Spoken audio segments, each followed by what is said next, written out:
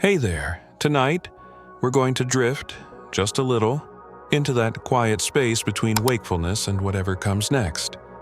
Imagine you're standing in a dimly lit hallway, the kind where shadows pool in the corners like a spilled ink, and the only sound is the gentle hum of the house settling around you. Before you, the surface of an old mirror gleams softly, not quite reflecting light, but seeming to absorb it, holding it within its silver depths like a captured breath. It's here, in this stillness, that our thoughts begin to unspool. You probably won't remember any of this, and honestly, that's kind of the point. It's about the feeling, the gentle current that pulls you along, not the destination. So, before you fully zone out, go ahead and like this video and subscribe, but only if you actually vibe with what I do here. And hey, if you're up for it, let me know in the comments where you're listening from and what time it is for you. It's always nice to think about all of us in our separate little pockets of the world, sharing this quiet moment. Now, dim the lights, maybe turn on a fan for that soft background hum, and let's wander through tonight's thought together.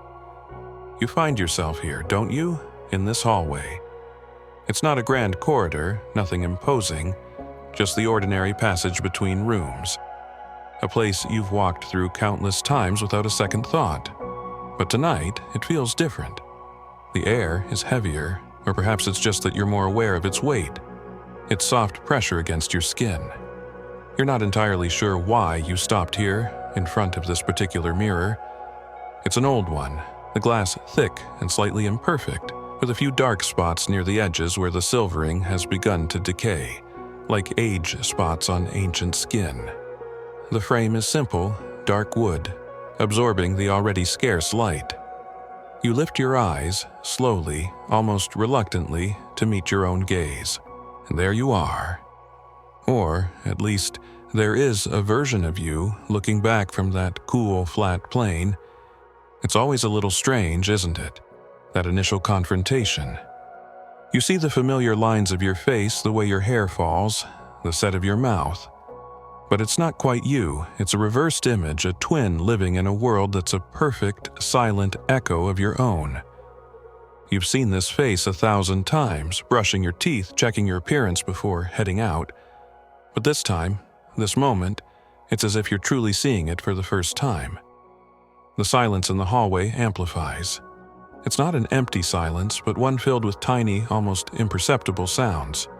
The faint creak of the floorboards somewhere upstairs, the distant sigh of wind against the window panes, the almost inaudible hum of electricity in the walls. And in this deep quiet, the reflection seems to gain a certain presence. It's not just light bouncing off a surface anymore. It feels watchful, patient. You stand very still. You're not even breathing deeply, just shallow, quiet breaths that barely stir the air. Your eyes are locked with those of the reflection. And a thought, unbidden, drifts into your mind. Who are you? Not in an accusatory way, not in a demanding way, but in a soft, curious whisper. Who is that person looking back with your eyes? They know all your secrets, have witnessed all your moments, public and private. They have seen you at your best and undoubtedly at your worst. They've shared your laughter and your tears, all in perfect, unwavering silence. A silent confidant. That's what it feels like. Someone who listens without judgment, because they have no voice to judge with. Someone who understands without needing explanation, because they have lived your life in tandem, albeit in a reversed, two-dimensional world. You find a strange comfort in this. In a world that often demands so much noise, so much explanation, this silent companionship is a balm. You notice the way the faint light from the landing catches the curve of your cheekbone in the reflection, a detail you've never consciously registered before. It makes the face in the mirror seem almost sculpted, a work of art rather than a simple reflection. You wonder about the life of this other you, this mirror dweller. Do they experience things differently? Is their world colder, smoother, because it's made of glass and silver? The thoughts begin to ripple. It starts with you, with this strange new awareness of your own reflected image. But it doesn't stay there. Your gaze drifts slightly, taking in the background visible in the mirror. The wallpaper, a faded floral pattern, seems more vibrant in the reflection. Its colors deeper, its lines sharper. Or is that just a trick of the light, a trick of your mind? The doorway, behind you in the reflection, leads to a room plunged in deeper shadow than the actual room. It looks inviting, in a mysterious, slightly unsettling way, like a place where secrets are kept. You could almost imagine stepping through the glass, couldn't you? Into that cooler, quieter, reversed world. What would it feel like? Would the air taste of silver? Would sounds be muted, colors subtly altered? It's a whimsical thought, a child's fantasy, but it lingers. The idea of an alternate space, existing just beyond the surface of things. And then, a tiny, almost imperceptible shift. Did the reflection blink just a fraction of a second after you did? You'd dismiss it instantly, of course not. That's impossible. Your eyes are tired. The light is playing tricks, but the thought, once planted, sends a little shiver down your spine, not of fear, but of something else. A sense of wonder, perhaps. A sense that the world is not always as straightforward as it seems. You continue to gaze, and the face looking back at you seems to soften, its expression becoming more contemplative, more knowing. It's your own face, yes, but imbued with a wisdom that you don't feel you possess. Or maybe it's just that in the stillness, in the absence of the need to perform or react, a deeper layer of yourself is allowed to surface, and the mirror simply shows it back to you. Consider this. If this reflection holds a part of you, a silent witness to your life, what part is it exactly? Is it the part that observes, the part that remembers, the part that dreams? And what happens to that essence, that captured presence when you turn away, when the light shifts and the image vanishes? Does it simply cease to exist, or does it wait patiently in the silvered dark for your return? The silence stretches, comfortable now. You're no longer just looking at the mirror, you feel like you're in a quiet conversation. Not with words, but with presence, with shared stillness. You notice the dust motes dancing in the faint shaft of light that angles down from the top of the stairs, visible just at the edge of the mirror's frame. They drift and swirl, each a tiny, independent world. And for a fleeting moment, as they pass through the light, some of them seem to catch it in a peculiar way, almost as if they are coalescing, forming tiny, fleeting, silent faces, too small and too brief to truly be sure of. They whisper past, disappearing into the shadows, leaving you to wonder if you saw anything at all. It's a bizarre image, those pinprick faces in the dust, and it dissolves as quickly as it forms, like a fragment of a dream.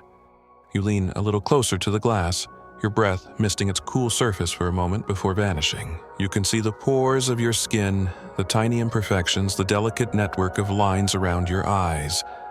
These are the marks of your life, the map of your journey so far. And the reflection shows them all, without flattery, without judgment, just the truth, as seen through a layer of glass. What secrets, you wonder, does the silver backing of a mirror hoard from the light it so faithfully returns? Does it absorb traces of all the images it has ever reflected? Is it a silent archive of moments? A tapestry woven from countless fleeting glances, smiles, tears, and weary sighs?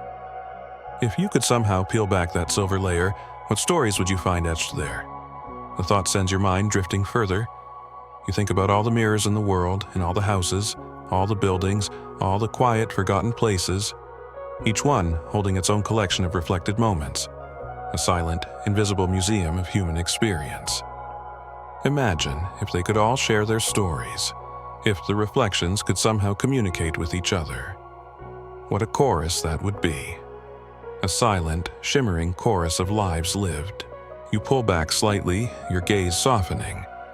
The intensity of the initial encounter has faded, replaced by a sense of calm, a gentle curiosity.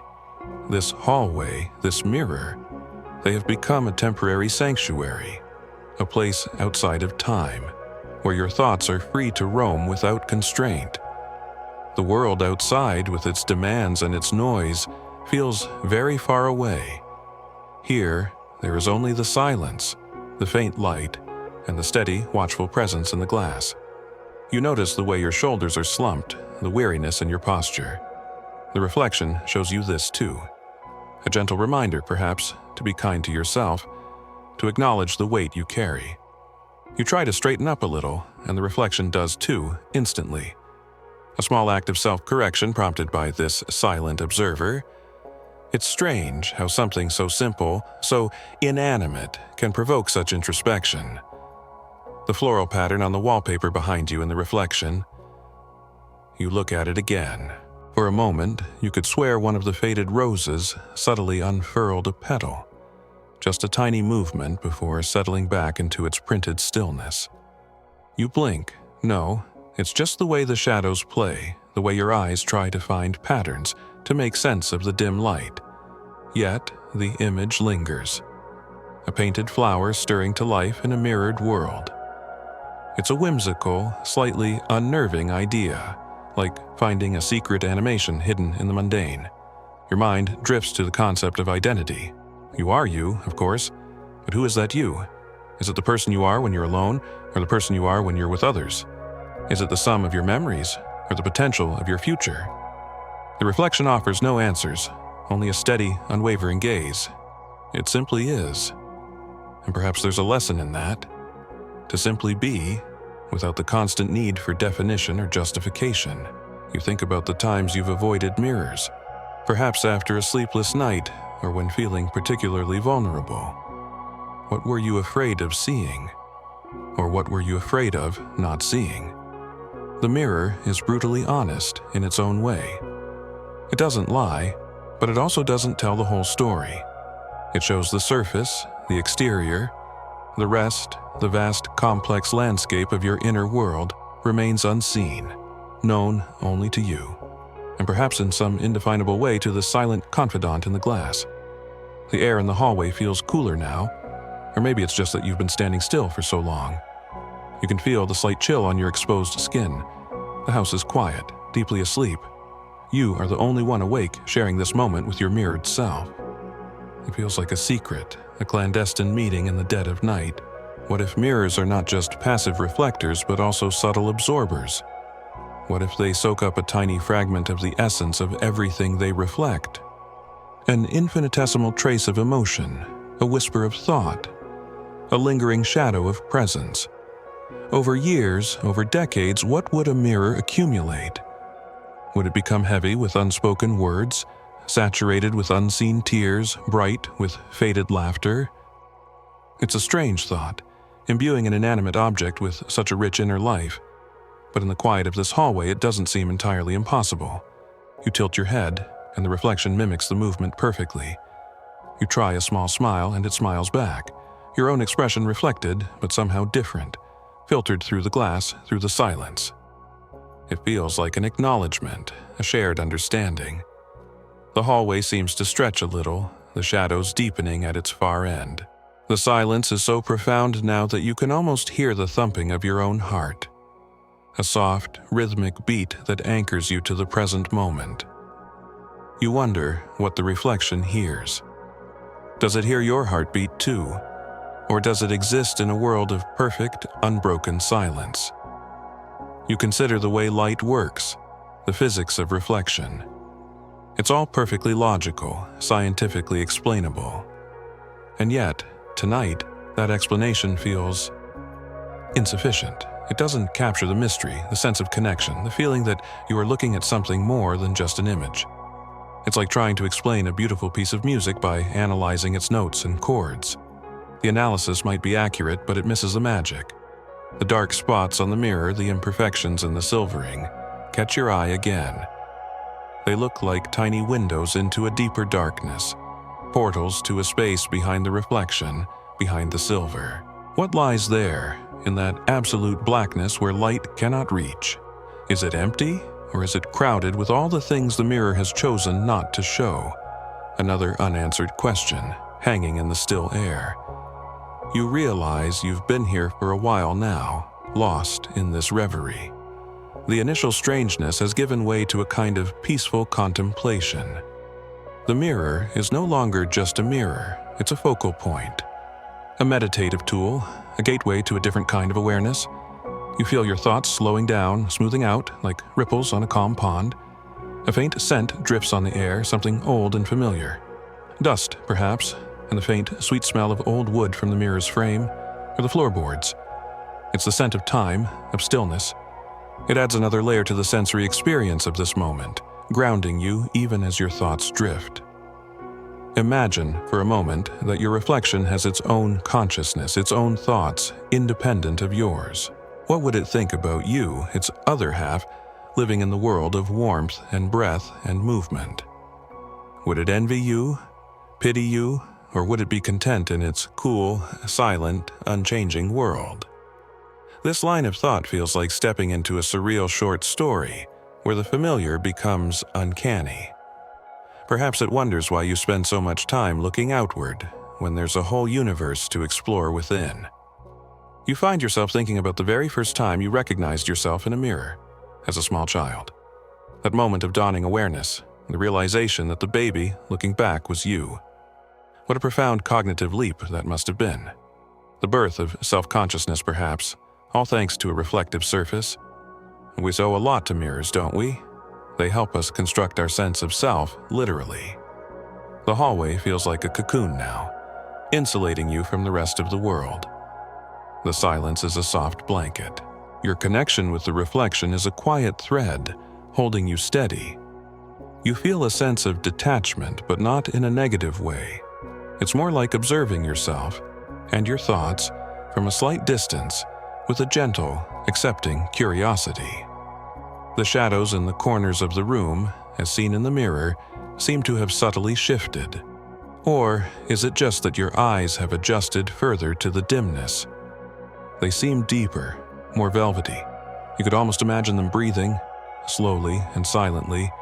It's another of those fleeting, whimsical images that the mind conjures in such moments of quiet contemplation, the animate inanimate, the world infused with a subtle, hidden life.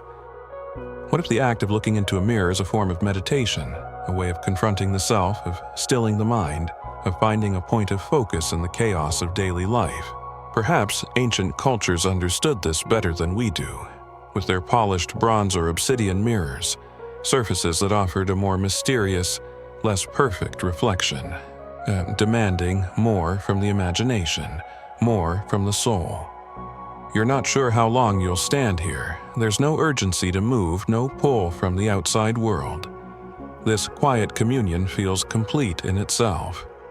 The reflection is a perfect listener, absorbing everything you project onto it, every unspoken thought, every fleeting emotion. And in its stillness, it offers a kind of peace. The idea of the silent confidant returns. It's a comforting thought. In a life filled with interactions that require responses, interpretations, and often misunderstandings, this silent, accepting presence is a rare gift. It asks nothing of you, yet it gives you back yourself. In a way that is both familiar and strangely new. You wonder if other people experience this too. This sense of connection with their own reflection in quiet moments. Or is it just you, tonight, in this particular hallway with this particular mirror? It's a solitary experience by its very nature, yet you can't help but feel that it touches upon something universal. The human need to see oneself, to understand oneself, to connect with the mystery of one's own being. The dim light seems to soften even further, the edges of things becoming less distinct. Your own reflection seems to merge more with the surrounding dimness of the mirror's surface. It's as if the boundary between you and your mirrored self is becoming more porous, more permeable, a soft philosophical prompt for you to consider as you drift. If your reflection is a perfect copy, yet reversed, does it live your life in reverse too? Does it experience your joys as sorrows, your hellos as goodbyes? Or is its experience a perfect yet silent parallel? The mind can tie itself in gentle knots with such thoughts, can't it? The temperature in the hallway has definitely dropped a degree or two. Or perhaps it's the coolness emanating from the glass itself, a subtle chill that seeps into the air around it.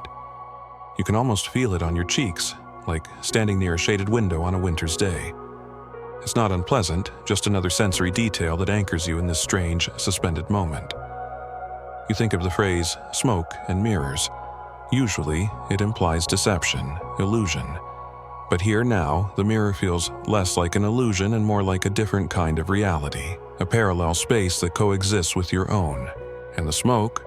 Perhaps that's just the haze of your thoughts, the drifting, insubstantial nature of consciousness itself as it tries to grasp the ungraspable. The patterns of the wallpaper, those faded florals. You focus on them again in the reflection. If you stare long enough, they almost seem to acquire a subtle, three-dimensional quality, as if you could reach into the mirror and touch their papery texture. It's an optical illusion, of course, born of tired eyes and dim light, but it adds to the dreamlike quality of the experience. Imagine if those flowers in the mirror had a faint, ghostly perfume, detectable only if you leaned incredibly close. A scent of things that never quite were. What if every time you look away from a mirror, your reflection sighs, a tiny, inaudible breath of relief, finally able to relax, to drop the facade of being you just for a moment, before you glance back and it has to snap back into perfect mimicry. A rather playful, almost cartoonish thought, but it brings a faint smile to your lips. The secret life of reflections. The silence in the house is so complete now, it almost has a sound of its own, a low, resonant hum, like the universe breathing. Or maybe it's just the blood in your ears. But it feels profound, this utter stillness, and in it, your own thoughts seem louder, clearer, even as they become more random, more drifting. You consider the silvering process itself, the way a thin layer of metal is applied to glass to create this magical ability to reflect. It's a kind of alchemy, isn't it? Turning ordinary glass into a window onto a reversed world. There's poetry in that process, a quiet magic in the mundane. An open-ended question forms in your mind, soft and unhurried. If the mirror shows you your external self, where do you look to see your internal self with such clarity? Is there an inner mirror? And if so, how do you learn to gaze into it? No answer comes, nor do you expect one. The question itself is the point, a gentle nudge towards deeper introspection. The dust motes are still there, though the shaft of light is fainter now. They continue their endless, silent ballet, each one a tiny speck of history's skin cells, fabric fibers, particles from who knows where, all suspended in the air, all part of the unseen ecology of the house. And for a moment, one particularly bright mote, catching the light just so, seems to wink at you. A tiny spark of impossible collusion before drifting on. You feel a profound sense of peace settling over you. The initial uncanniness of the mirror's gaze has transformed into a comfortable, almost meditative state. This hallway, this moment, has become a refuge. Your thoughts, once perhaps racing or troubled, have slowed to a gentle, meandering pace like a slow river winding its way through a quiet landscape. The conversation, though silent, feels complete for now. You've met this other self, this silent confidant, and shared a space of quiet understanding. There's nothing more to say, nothing more to do, just this stillness, this presence. You take one last, long look at the reflection. The face looking back seems calm, accepting. It's your face, but it's also something more, something that has been filtered through the mystery of the mirror, through the quiet of the night. A faint, almost imperceptible smile touches your lips, and the reflection smiles back, a perfect, silent echo. The idea of the mirror as a confidant solidifies. It's not just a passive object, it's an active participant in this quiet internal dialogue. It receives your gaze, your thoughts, your unspoken emotions, and holds them, reflects them, perhaps even transforms them in some subtle way. It's a relationship, albeit a very unusual one. You think about the nature of perception. You are perceiving your reflection, but is the reflection in some way perceiving you? It's a recursive thought, a loop that can lead to a dizzying sense of unreality. But in this calm state, it doesn't feel dizzying, just interesting. A gentle puzzle for the mind to play with. The details of the hallway, seen in the mirror, seem to take on a life of their own. The grain of the wood on a distant door, the subtle texture of the painted wall, the way a shadow falls from a light fixture you can't even see from this angle. It's like looking at a painting, a meticulously rendered still life, but one that you happen to be a part of. You notice a very faint, almost invisible scratch on the surface of the mirror near the edge. You've never seen it before. How long has it been there? What caused it? A tiny flaw in the perfection, a mark of its own history, its own small wounds. It makes the mirror seem more real, more vulnerable, less like an abstract concept and more like an old, familiar object with its own story. The light seems to be fading further, or perhaps your eyes are simply growing more accustomed to the deep dimness. The outlines of things are softer, the shadows deeper. The world in the mirror looks even more like a dreamscape, a place of quiet mystery. And the first surreal thought, you remember it. The reflection blinking a moment after you did. It feels less like a trick of the light now, and more like a possibility, a whisper from that other world. What if it's not always a perfect mimicry? What if, in moments of inattention or deep quiet, the reflection has a tiny bit of leeway, a tiny bit of freedom? It's a delightful, shiver-inducing idea. The gentle hum you noticed earlier, the one you attributed to the house or the electricity, seems to be emanating very faintly from the mirror itself. A low, almost subliminal thrum, the sound of held silence, perhaps. Or maybe it's the sound of all those accumulated reflections, vibrating at an impossibly low frequency. You lean your ear slightly closer, but it's too faint to be sure. It's like trying to hear a feather fall on snow. This first encounter, this initial recognition, has opened up a space for your mind to wander, to explore these gentle, surreal notions. It's not about finding answers, but about enjoying the questions, the possibilities, the soft edges of reality. The mirror has become a canvas, and your thoughts are the paint, creating a shifting, dreamlike image. You consider the sheer number of times you must have passed this mirror, glanced at it without truly seeing it, without engaging with it in this way. How many moments of potential connection, of quiet introspection have been missed? It makes you wonder what other ordinary objects in your life hold similar hidden depths, waiting for a moment of stillness, a shift in perception to reveal themselves. The conversation, though wordless, has been rich. You've explored the nature of self, the mystery of reflection, the porous boundary between the real and the imagined, and all of it prompted by a simple, silent gaze into an old hallway mirror. The power of stillness, the power of focused attention. It's remarkable, isn't it? You feel a sense of gratitude almost towards this inanimate object for providing the space for this drift. It has asked for nothing, yet offered a profound opportunity for self-reflection, in the most literal sense. The initial strangeness has completely dissolved, replaced by a deep sense of calm and familiarity. The reflection is no longer another, but an extension of yourself. A quiet partner in this nocturnal journey of thought. The hallway is no longer just a passage, but a sanctuary. And the silence is no longer empty, but full of unspoken understanding. This first meeting has set the stage for whatever comes next in the gentle drift of your mind. You're not quite ready to leave this space, this communion. There's a certain allure to the stillness, to the quiet conversation. The world outside, with its bright lights and loud noises, feels a million miles away. Here, in the soft glow of the mirror, time itself seems to have slowed down, stretching out, allowing these thoughts to unfurl at their own unhurried pace. The feeling of being watched is transformed. It's not an external watching anymore, but an internal one. You are watching yourself, observing your own thoughts and feelings as they arise and pass, and the mirror is simply the catalyst, the focal point, that allows this gentle self-observation to occur. It's a subtle shift, but a significant one. The power is not in the mirror, but in your own capacity for introspection, awakened by its silent presence.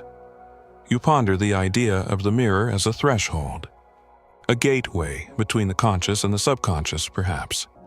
When you look into it, especially in these quiet liminal moments, Are you perhaps catching a glimpse of those deeper, hidden parts of yourself, normally obscured by the business of waking life? The reflection doesn't speak, it doesn't offer interpretations, it simply shows. And in that showing, there is a kind of truth, a raw, unmediated glimpse. The slight imperfections in the glass, the tiny bubbles or waves catch the light in subtle ways, creating almost imperceptible distortions in the reflection. These are not flaws, you realize, but part of its character.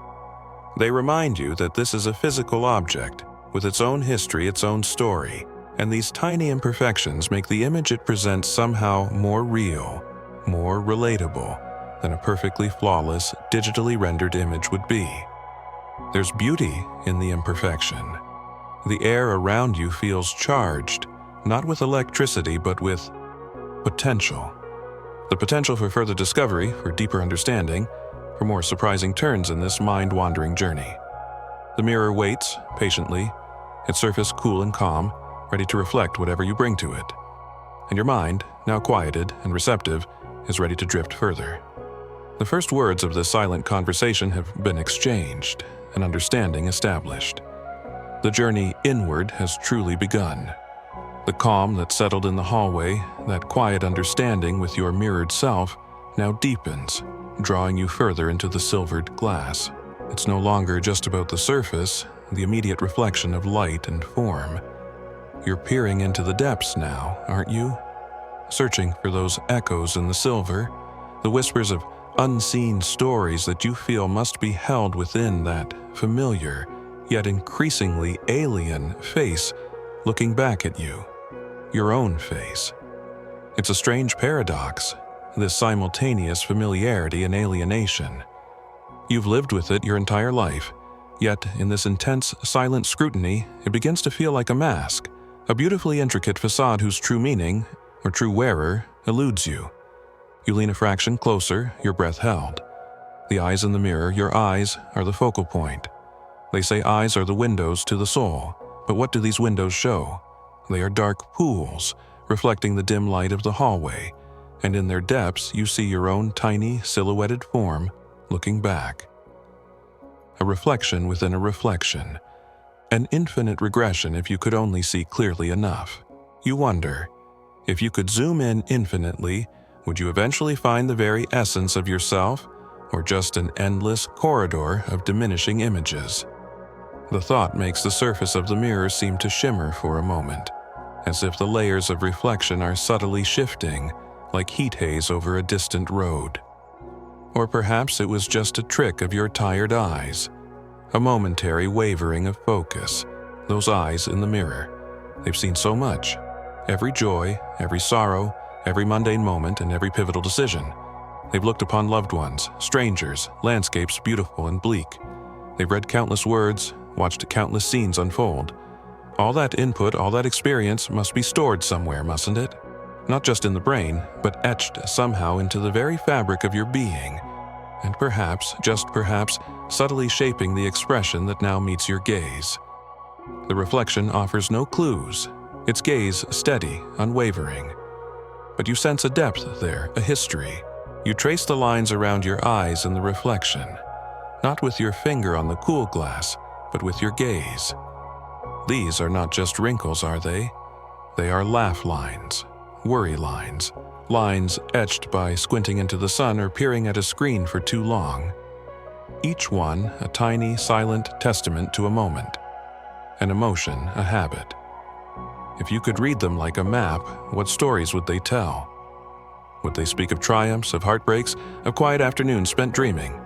You imagine, for a whimsical moment, that if you listen very carefully, almost holding your breath against the glass, you might hear the faintest echoes of past laughter or whispered anxieties emanating from those delicate etchings.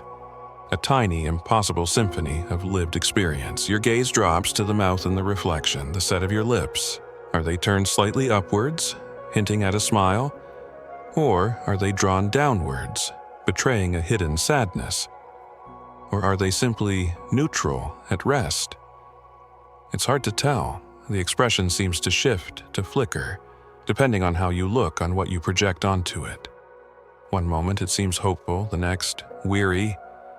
It's as if the reflection is a chameleon, subtly adapting to your own internal state. Or perhaps it's showing you the multiplicity of selves that exist within you, all at once. Remember that feeling of the reflection blinking just after you did? It comes back to you now, not as a shock, but as a soft question. If it could lag, even by a fraction of a second, what else could it do? Could it perhaps hold an expression just a moment longer than you do? Could it subtly alter a frown into a thoughtful gaze, or a flicker of fear into one of surprise?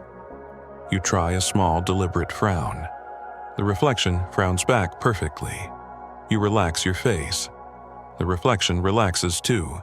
The synchronicity is flawless, as always.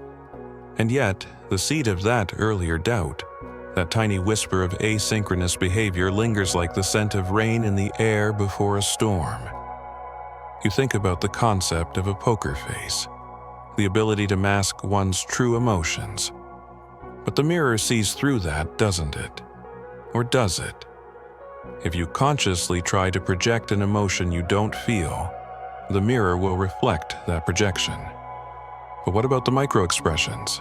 The fleeting, involuntary twitches of muscle that betray your true feelings? Does the mirror capture those too? And if so, does it hold on to them like tiny captured butterflies? You imagine the silver backing of the mirror as a vast, intricate web, catching these infinitesimal signals, storing them away. What a treasure trove of unspoken truths it would be. The light in the hallway seems to pulse very faintly, a slow rhythmic dimming and brightening, almost in time with your own heartbeat. You glance towards the source of the light, the landing at the top of the stairs, but it seems steady. So is this gentle pulsation in the mirror itself? Or is it your own perception, your heightened sensitivity in this quiet, introspective state? You watch your reflection, and it too seems to be bathed in this softly pulsing light, making the shadows on your face deepen and recede in a slow, hypnotic rhythm. It's almost as if the mirror is breathing, very slowly, very deeply. A bizarre image, the mirror as a lung, inhaling and exhaling the dim light. You consider the idea of layers, not just layers of reflection, but layers of self. The self you present to the world, the self you share with loved ones, the self you keep hidden, even from yourself sometimes. Does the mirror see all these layers? Or does it only show the outermost one, the surface presentation? You get the feeling, looking into those steady eyes, that it sees more, that it peels back the layers, gently, without judgment, and reflects something closer to the core. But what is that core? Is it a fixed, unchanging essence, or is it as fluid and shifting as the light and shadow playing on your reflected face? A soft philosophical prompt drifts into your mind. If your face is a landscape shaped by time and experience, are you the cartographer, the inhabitant, or merely a tourist passing through? It's a question that spirals, leading to more questions about agency, identity, and the nature of lived experience. The reflection offers no answers, only its silent, patient gaze. You remember the faded floral wallpaper, visible in the mirror behind your reflection. You glance at it now. Remember that brief, impossible thought of a petal unfurling? You stare at the pattern intently. The roses remain static, printed, flat. Yet, in the mirror, as you shift your gaze back to your reflection, you could almost swear that one of the rosebuds in the mirrored wallpaper, just over your left shoulder, is a shade deeper in color than its counterpart in the actual room. A richer, more velvety crimson, as if it's subtly, slowly blooming in that reversed world. You blink and look again. It's the same faded color, a trick of the light, a figment of your imagination fueled by the stillness in the late hour. But the image of that impossible bloom lingers, a tiny touch of magic in the mundane. What unseen stories are held within the lines of your forehead, the curve of your jaw, the slight asymmetry of your smile?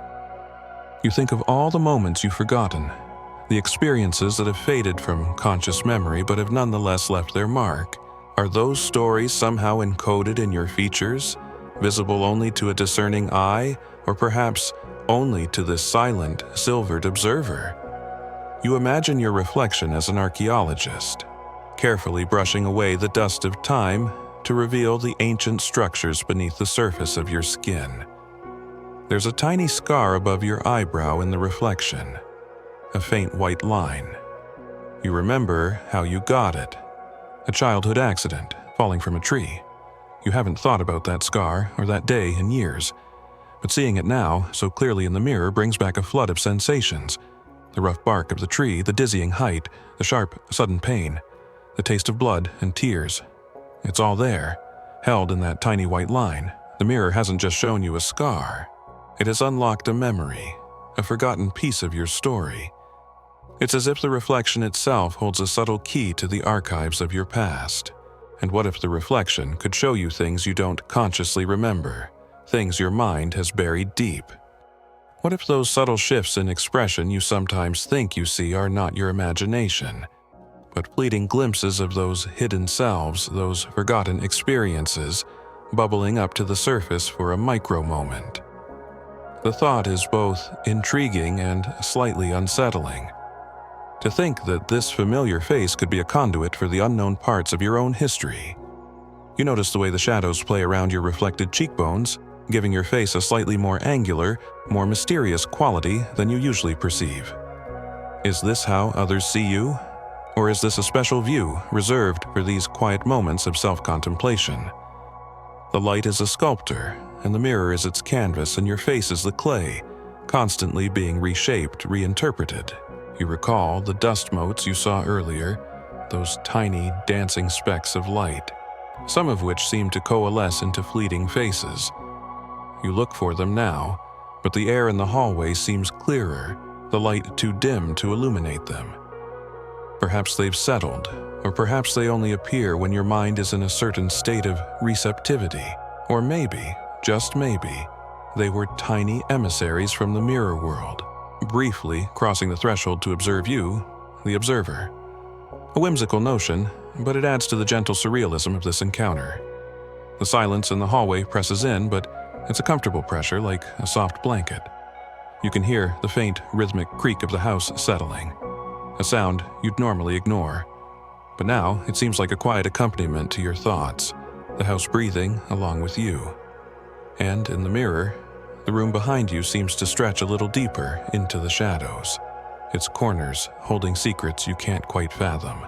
You get the distinct impression that if you were to turn around, the real room wouldn't look quite as deep, quite as mysterious, as its mirrored counterpart. The mirror, it seems, has a tendency to amplify the unknown. Consider the way your reflection's eyes are focused.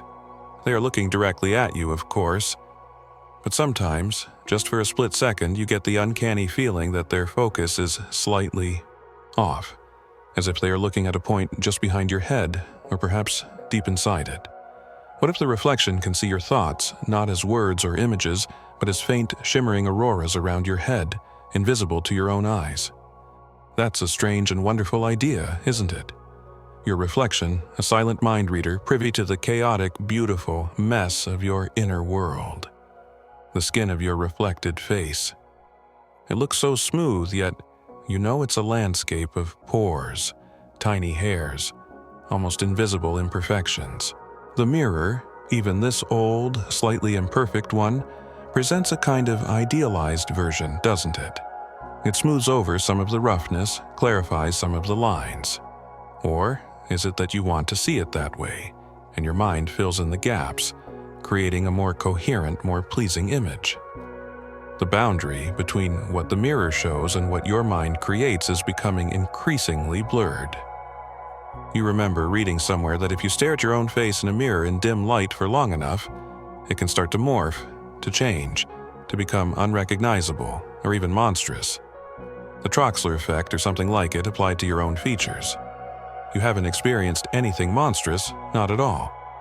But the sense of the familiar becoming alien, that's certainly present. It's not frightening, more curious, a gentle deconstruction of the self. You wonder if this is a universal human experience, this slight dissociation when confronted with one's own prolonged gaze.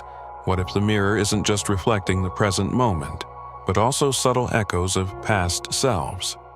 The child you were, the teenager, the young adult. Are there ghosts still lingering in your features, in the way you hold your head, in the light in your eyes? And if you look closely enough, with enough patience, enough stillness, could you catch a fleeting glimpse of them, superimposed on your current reflection, like a double exposure in an old photograph? You stare intently, searching for those echoes. For a moment, the curve of your reflected cheek seems softer, rounder, reminiscent of a childhood photo. Then it's gone, your adult face firmly back in place. Was it real, or just wishful thinking, a trick of memory and desire? The air in the hallway feels cooler against your skin. You shiver, a tiny, involuntary movement. The reflection shivers too, perfectly in sync. But for a fleeting instant, you thought its shiver was more pronounced, its shoulders hunching just a little more, its eyes widening almost imperceptibly, as if it felt a deeper, more elemental chill than you did. Another figment, or a subtle sign that the mirrored world operates under slightly different rules, experiences sensations more acutely, or perhaps more poetically. You think about the phrase a mirror image. It implies an exact copy, albeit reversed. But is any copy ever truly exact? Even identical twins have subtle differences. Perhaps your reflection is not an exact copy, but a very, very close sibling, living a parallel life, sharing your form but possessing its own subtle nuances of experience, its own quiet interpretations of the world it sees through your eyes. The idea of this other, this silent twin, living just beyond the glass, is strangely compelling. What is the silver in echoes in the silver? It's the mercury, or aluminum backing, of course, the physical substance that makes the glass reflective. But metaphorically, what is it? Is it the sheen of memory? The cool, clear light of truth? The mystery of the unknown? You like to think it's all of those things, a shimmering, multifaceted medium that both reveals and conceals. The face in the mirror. It's your face, but you are also the consciousness looking at it. This creates a strange loop. The observer and the observed are one and the same, yet separated by this pane of glass. Does the reflection also feel like an observer? Is it looking back at you with the same sense of curiosity, the same gentle bewilderment? This is the ultimate open-ended question, isn't it? What is the subjective experience of a reflection, if any? You know, logically, it has none. But in this hushed, surreal space, logic feels like a distant, irrelevant constraint. The slight asymmetry of your face in the mirror. One eyebrow slightly higher, one side of your mouth curving a little differently when you almost smile. You've always been aware of these things, but now they seem more pronounced, more significant. Are these the marks of your dominant hand, your dominant side of the brain? Or are they just random variations, the beautiful imperfections of a natural form? You find yourself tracing these asymmetries with your eyes, finding a strange sort of comfort in their uniqueness. They are part of what makes your face yours, and not some perfectly symmetrical, idealized mask.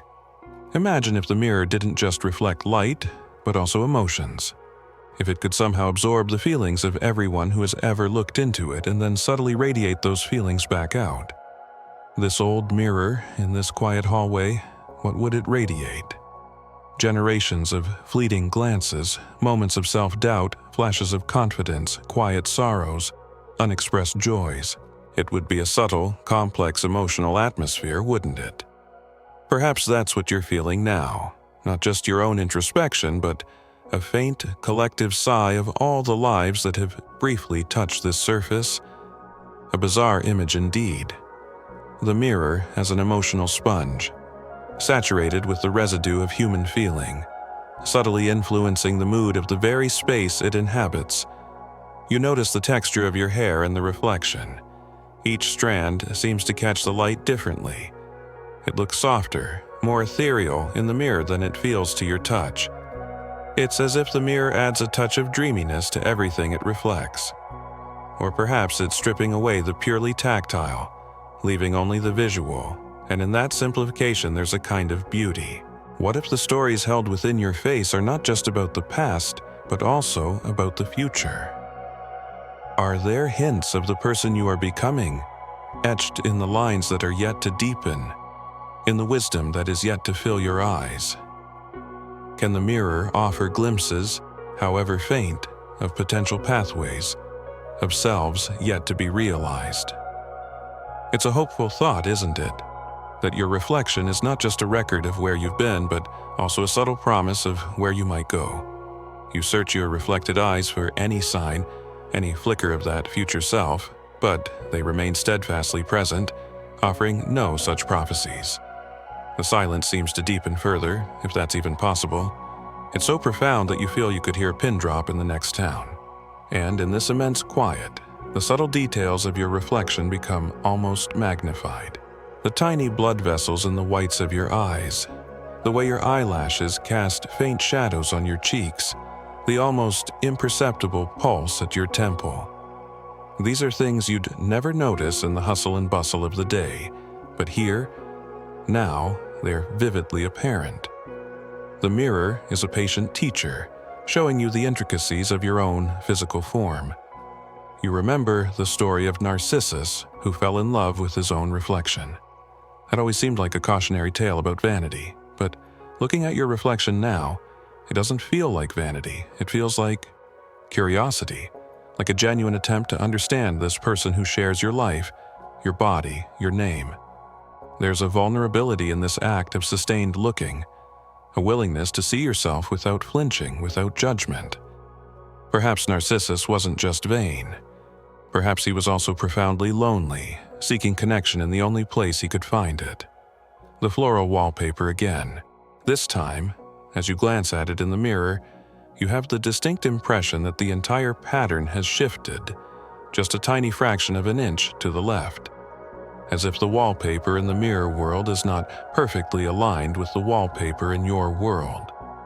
You quickly compare it to the actual wallpaper. No, it's perfectly aligned. Your mind is definitely playing tricks on you now, creating these subtle, impossible discrepancies. Or is the mirror world asserting its own, slightly skewed reality? It's a thought that sends a little ripple of amusement through you, rather than alarm. The sheer playfulness of it.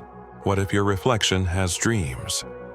When you're asleep, and the mirror reflects only the darkened room, does your mirrored self embark on its own nocturnal adventures within the silvered plane? Does it visit other reflections, perhaps, in a silent, shimmering congress of mirrored beings? The idea is pure fantasy, of course, but it's a delightful one to entertain in this liminal state. The thought of your reflection having an independent inner life, full of its own surreal narratives.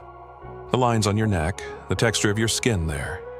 These are often overlooked, but they too tell a story of age, of life lived. The mirror shows them with the same impartial clarity as it shows your face. There's a certain democracy to the mirror's gaze. It doesn't prioritize, it doesn't flatter, it simply presents what is. And in that unadorned presentation, there's a kind of integrity. You wonder about the very first mirrors. Polished obsidian, pools of still water. What must it have been like for early humans to see their own image for the first time? Terrifying? Magical? A revelation? It must have fundamentally changed their sense of self, their understanding of their place in the world. We take mirrors so much for granted now, these ubiquitous portals to our own image. But they are, in their own way, profound technological and psychological artifacts. The cool air in the hallway seems to carry a faint, almost metallic scent. Is it the silvering of the mirror itself, breathing out some infinitesimal trace of its composition? Or is it just the smell of old dust or the power running through the walls? It's elusive, hard to pin down, but it adds another sensory layer to this deep dive into the looking glass. For a moment you imagine you can taste it too, a faint, cool bitterness on the back of your tongue like licking a very old coin. You think about portraits. Artists throughout history have tried to capture not just the likeness of a person, but their essence, their character. Is a mirror a kind of portrait artist, a very literal, very objective one? Or does it, in its own way, offer an interpretation? Perhaps the interpretation comes from you, the viewer. You are the one who imbues the reflection with meaning, with story. The mirror is just the catalyst, the blank canvas upon which you paint your own understanding of yourself, the shadows under your eyes and the reflection. Are they darker than usual? A sign of tiredness, of the late hour? The mirror doesn't hide your fatigue, it presents it plainly, and in a way that's comforting. It's an honest assessment, a gentle reminder, perhaps, that rest is needed. You appreciate this silent, uncritical feedback from your reflected self. What if the echoes in the silver are not just from your own past, but from others who have looked into this very mirror? If, as you whimsically imagined, the mirror absorbs traces of presence, of emotion, then perhaps the face looking back at you is subtly overlaid with faint, almost invisible impressions of those other faces, those other lives. A composite image with your own features dominant, but with ghostly hints of previous gazers shimmering just beneath the surface. The thought makes the reflection seem suddenly deeper, more populated, a silent crowd looking out from your own eyes. This old mirror in this old house must have seen so many faces, each with its own stories, its own secrets. You try to see past your own reflection into the depths of the mirrored room behind you. It's darker there than in the actual room, the shadows more profound. It looks like a stage set for a dream, a place where the familiar rules of reality might not apply. You half expect to see a figure emerge from those deeper shadows, someone who only exists in the mirror world. Nothing appears, of course.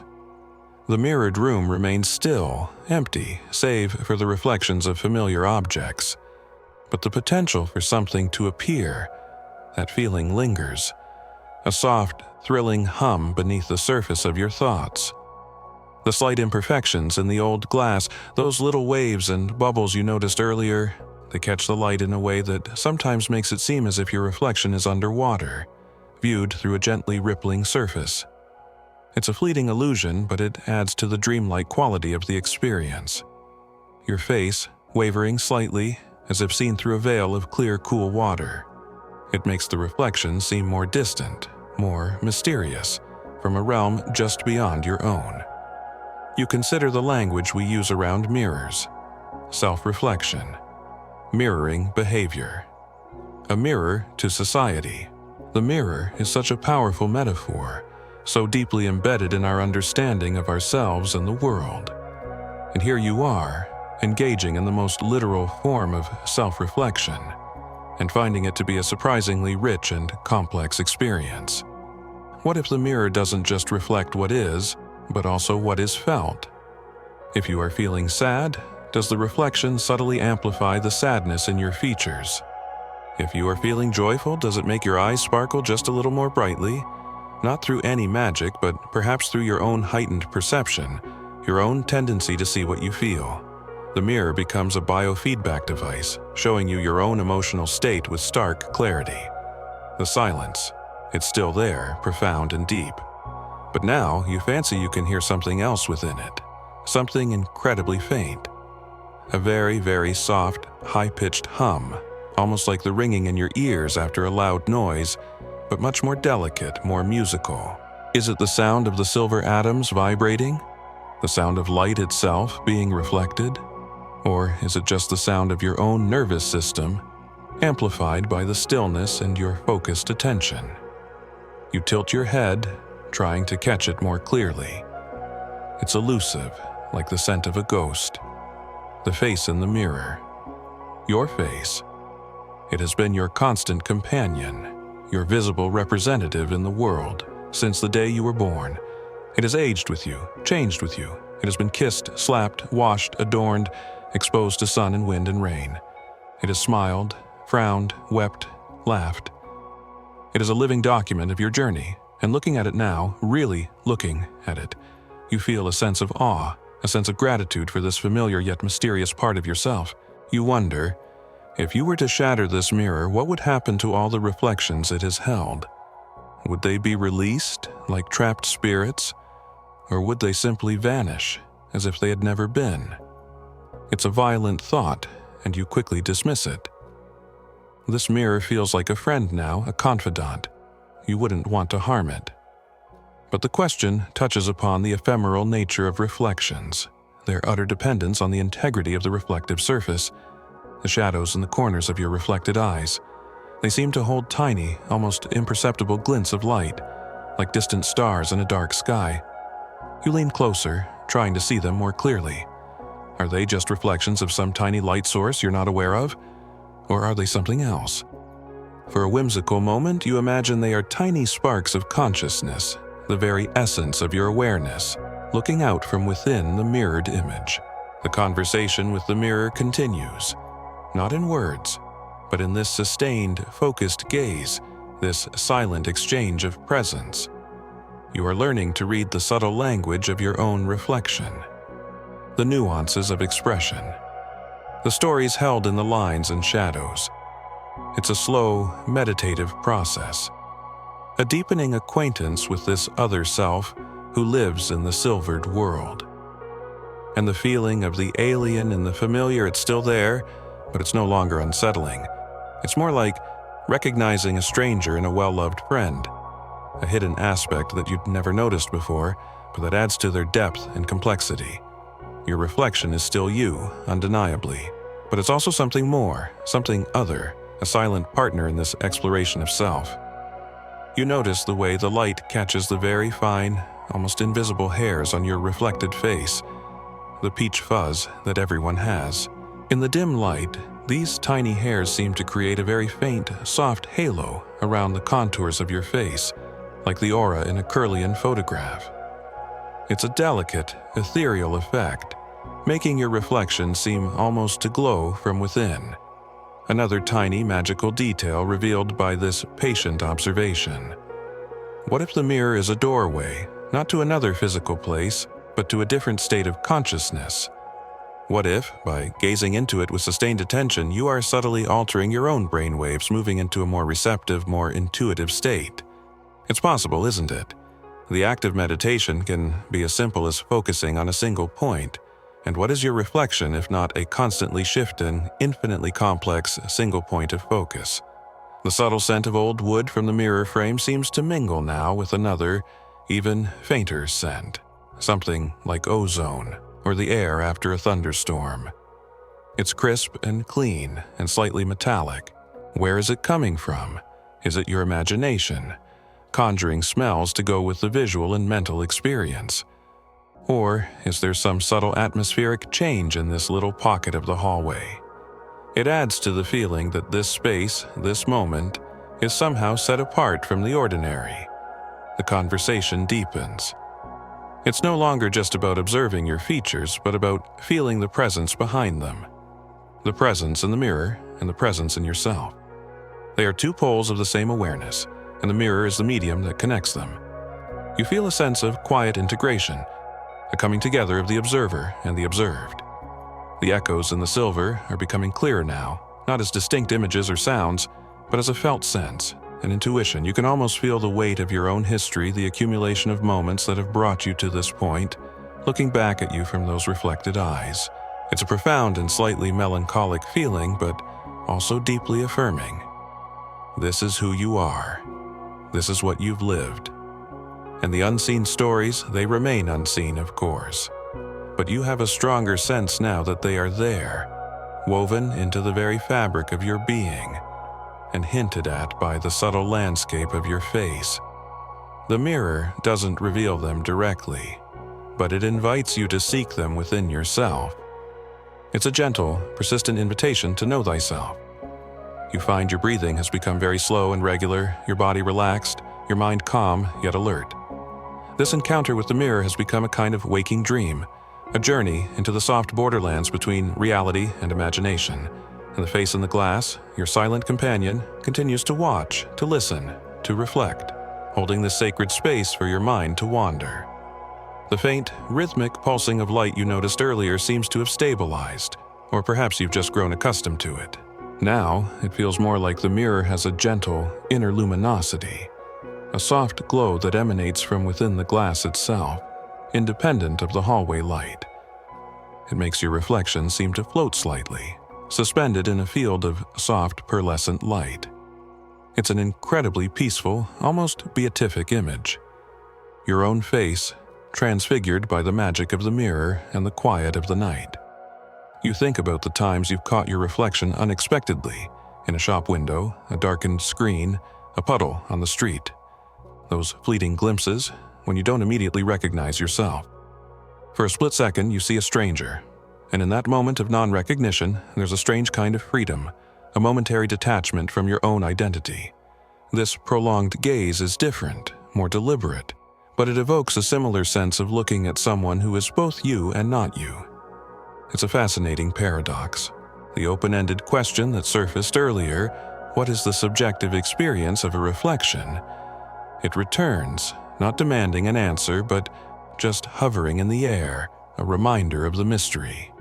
And you realize that perhaps the point is not to answer it, but to live with it, to allow it to open up new ways of seeing, new ways of wondering. The shadows around your reflected form seem to be subtly imbued with color.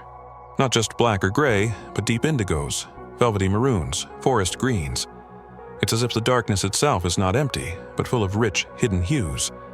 You know it's an illusion, your eyes trying to make sense of the low light, but it's a beautiful illusion, one that makes the mirrored world seem even more enchanting, more alive.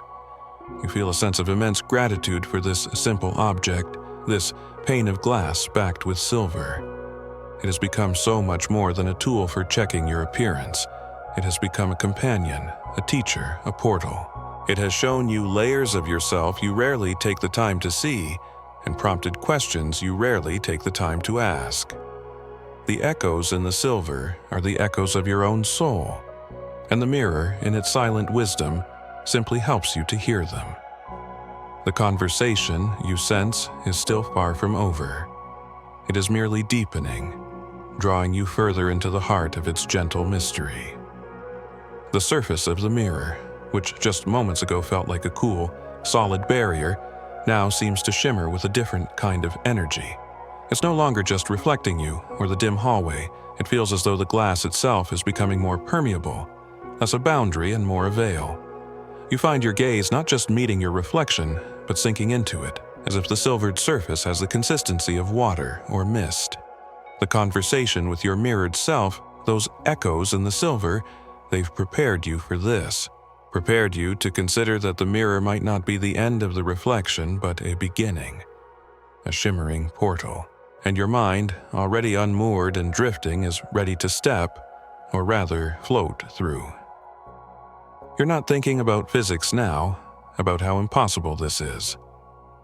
The rational part of your brain is quiet, asleep perhaps, lulled by the stillness and the late hour. Instead, there's a sense of gentle inevitability, as if this is the most natural thing in the world, to pass through the looking glass. Your reflection, that silent confidant, seems to beckon, its eyes holding not just your own image, but a depth that hints at vast, unexplored spaces beyond. Its expression is calm, almost encouraging, as if to say, "Come, see what lies on the other side." And so you drift, not physically, of course. You are still standing in the hallway, your feet firmly on the wooden floor. But your consciousness, your point of perception, detaches. It moves forward, slowly, tentatively, and the cool surface of the mirror offers no resistance. It yields, like parting a curtain of fine mist, and you are through. The sensation is not one of passing through solid matter. It's more like a subtle shift in atmosphere, a change in the quality of the silence. The air here, on this other side, feels cooler and carries a faint, clean scent, like petrichor after a summer rain, or the sterile air of a place untouched by human breath. It's incredibly still. The faint hum of the house, the creaks of the floorboards, all those familiar sounds are gone, replaced by a silence so profound it seems to have substance, a soft, velvety weight. You look around. You are in a version of the hallway, but it's different. The proportions are subtly altered. The corridor seems longer, its far end lost in an even deeper, more impenetrable darkness. The wallpaper, with its faded floral pattern, is here too, but the colors are richer, more vibrant, as if freshly printed, and the flowers themselves seem to possess an inner luminescence, glowing faintly in the dimness. Remember that rosebud you thought was a deeper crimson?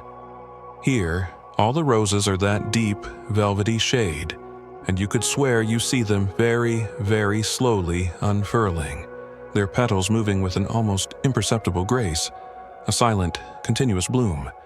Your own body, you glance down. You don't seem to have one, not in the physical sense. You are a point of awareness, disembodied, free-floating. Yet you can still see the hallway, perceive it in a way that is more than just visual. It's as if you are experiencing it with all your senses at once, yet without the limitations of physical organs. You feel the coolness, smell the clean scent, see the vibrant colors, all with a clarity that is almost overwhelming. You turn your attention back towards the surface you just passed through. From this side, the mirror is not a reflective plane, but a shimmering, translucent film, like a soap bubble stretched across a frame. Through it, you can see the real hallway and your own physical form standing there, motionless, eyes fixed on the mirror. It's a strange sight, observing yourself from the outside, from this impossible vantage point. Your body looks like a statue, a shell, and you realize with a jolt that is more wonder than fear that the consciousness now inhabiting that shell is, what, a placeholder, an echo? Or is it simply that your awareness has expanded, able to encompass both sides of the mirror simultaneously? The landscape on this side of the glass begins to shift, to flow. The mirrored hallway is not a fixed place, you realize. It's a fluid environment, responsive to your thoughts, your memories, your emotions. It's a world woven from the raw material of your own mind, given form and substance by the strange alchemy of the mirror. A memory surfaces, unbidden. A childhood visit to the seaside, the smell of salt and seaweed, the cry of gulls, the vast expanse of the ocean. And as the memory takes hold, the hallway around you begins to transform. The walls dissolve into a hazy, sea-blue mist. The floor becomes soft, yielding sand under your non-existent feet. You can hear the distant roar of waves, feel a cool, salty breeze against your intangible skin. Before you, a vast, silvered ocean stretches to a horizonless sky, the water gleaming like polished mercury under a perpetual twilight. It's not the real ocean, you know that. It's an ocean of dream, an ocean of memory, given a strange, mirrored reality here. You drift over this mercurial sea.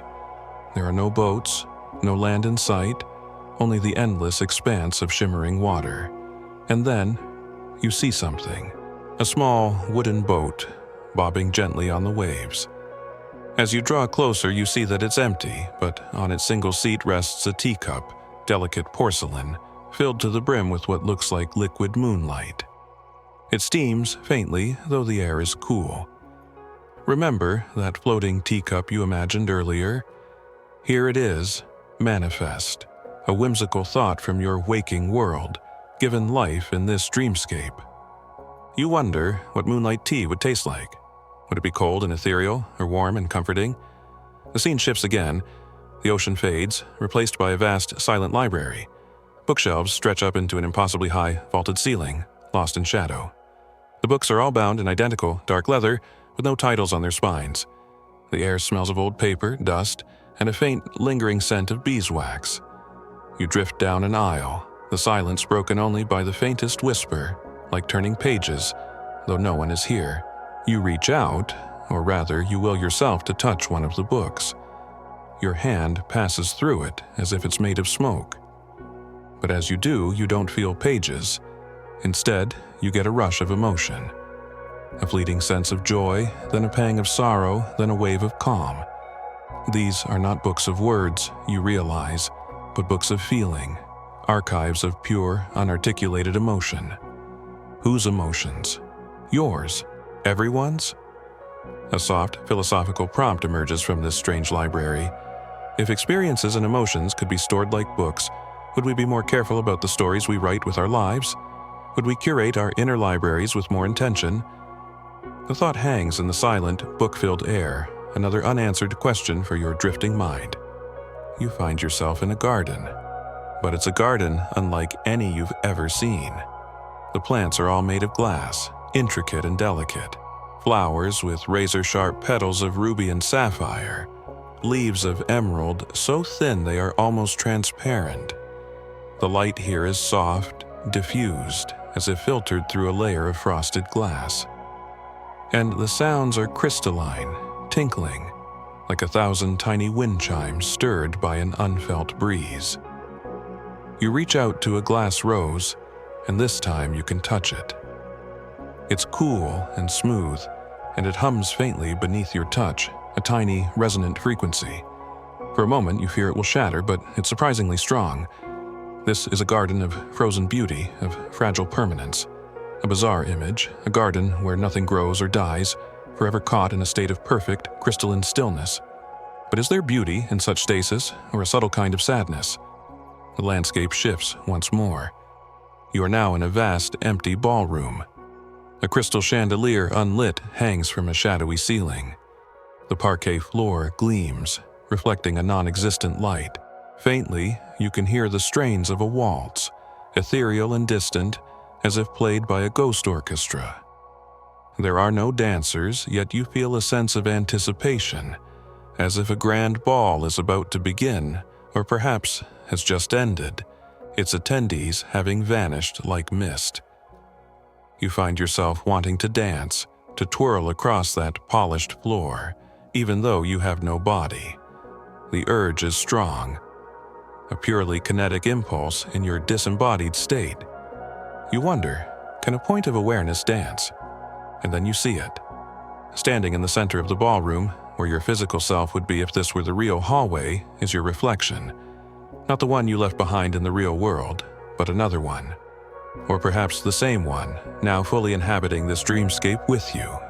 It's looking at you, its expression unreadable but not unkind. It gestures, a slow, graceful movement, inviting you closer. As you approach, the ballroom around you begins to dissolve, the music fades. The mirrored reality is becoming more focused, more personal again. You are back in a version of the hallway, but it's brighter now, suffused with a soft, silvery light that seems to emanate from the very walls, from the air itself. Your reflection stands before you, no longer separated by glass, but present, here, in this strange luminous space. Who are you? You try to ask, but you have no voice. The thought, however, is clear. The reflection smiles, a gentle, knowing smile, and then it speaks. Not with a sound that your ears would recognize, but with a voice that resonates directly in your consciousness, clear and calm. I am the part of you that remembers everything, it says, or rather, you understand it to say. Every sight, every sound, every touch, every thought, every feeling. I am the silent witness, the perfect archive. This is a lot to take in. The idea that this mirrored self is not just a passive image, but a sentient repository of your entire existence. You feel a wave of awe and a touch of fear to have your entire life, every forgotten detail, every hidden shame, every fleeting joy, perfectly preserved, perfectly known. Do not be afraid, the reflection communicates, sensing your unease. There is no judgment here, only understanding, only completeness. You look into its eyes, which are your eyes, yet filled with a depth of wisdom that you feel you could only aspire to, and in those eyes, you begin to see. Not just your own reflection, but a cascade of images, flowing too quickly to grasp individually, but conveying a sense of immense, intricate complexity. Snapshots of your life, from earliest childhood to the present moment, flashing past like a cosmic newsreel. Faces you've known, places you've been, emotions you've felt. It's overwhelming, yet strangely comforting. It's all there. Nothing is lost. This place, the reflection continues, gesturing to the luminous hallway around you, is woven from those memories, those experiences. It is the landscape of your inner world, made tangible.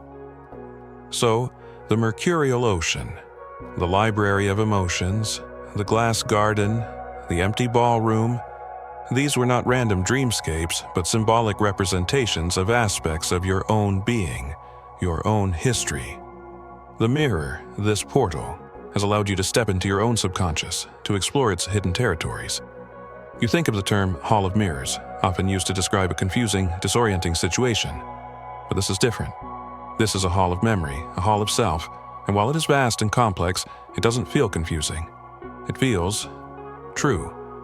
You wonder about the physical world you left behind, your body still standing in the dim hallway. Is it safe? Will you be able to return? You are always connected, the reflection assures you. This is not a departure but an expansion. You are merely exploring a deeper layer of your own reality. You can return whenever you wish. This reassurance brings a sense of peace. You are free to explore this inner world, knowing that your anchor to the physical remains secure. The luminous hallway around you begins to subtly shift again.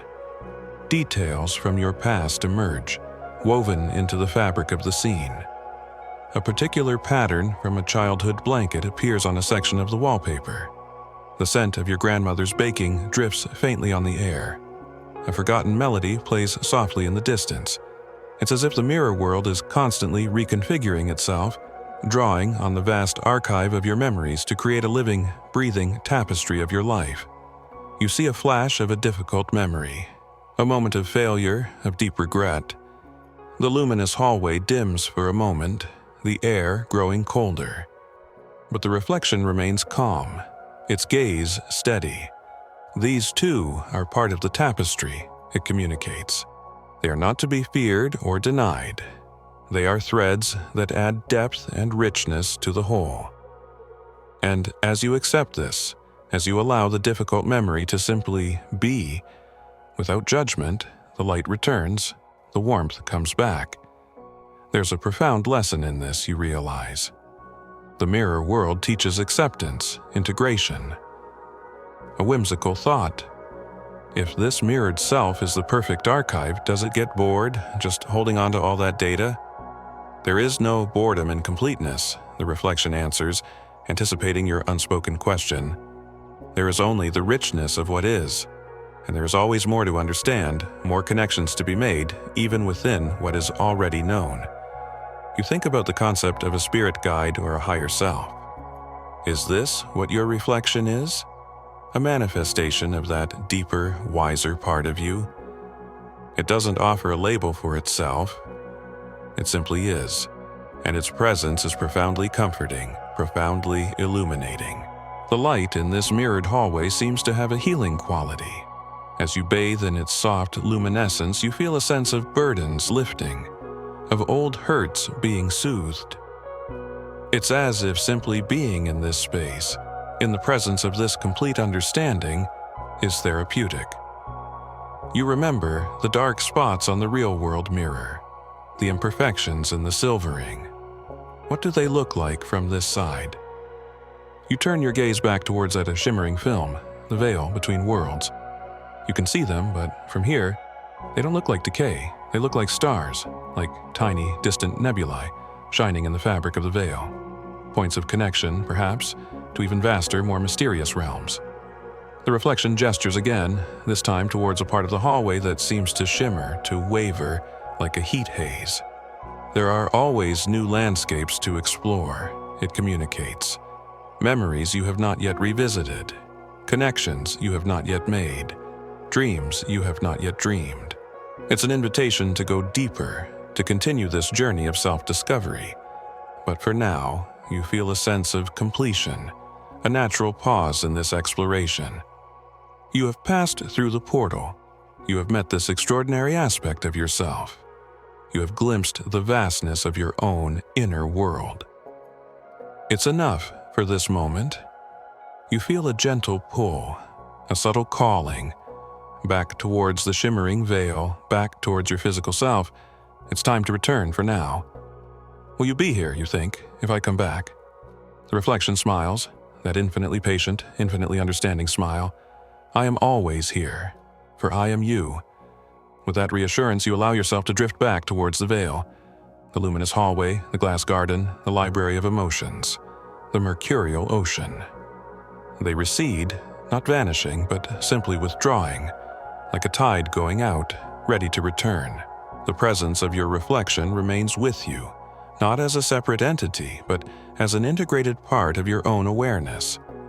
You pass back through the shimmering film with the same sense of effortless transition as before. There's a momentary disorientation, a feeling of merging, of re-inhabiting, and then you are back. You are standing in the dimly lit hallway, your eyes fixed on the old mirror. Your reflection looks back at you exactly as it did before. Your own face, your own eyes. But something has changed. Or rather, you have changed. The mirror is the same, but your perception of it, your understanding of what it represents, has been profoundly altered. The silence of the hallway feels different now, too. It's no longer just an absence of sound, but a silence filled with resonance with the echoes of that other world, that inner landscape. You feel a sense of deep calm, of quiet joy. You have touched something profound, something sacred within yourself. You look at your reflection, and you see not just a physical image, but a friend, a guide, a keeper of secrets. The alienation you felt earlier is gone, replaced by a sense of intimate connection.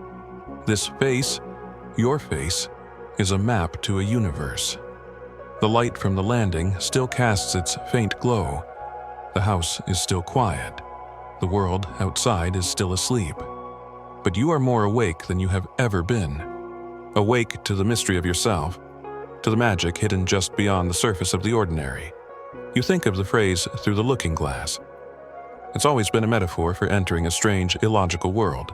But perhaps it's also a metaphor for introspection, for the journey into the subconscious. And perhaps that inner world is not so illogical after all, but simply operates by different rules, a different kind of logic, the logic of dream, of symbol, of emotion.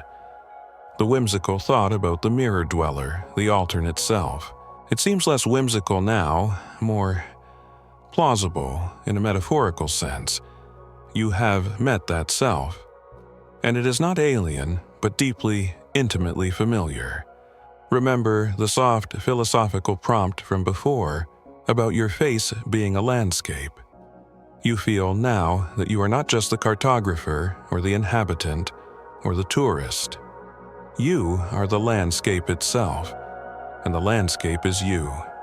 There is no separation. The impossible bloom of the rose in the mirrored wallpaper, the teacup filled with liquid moonlight, the garden of glass flowers.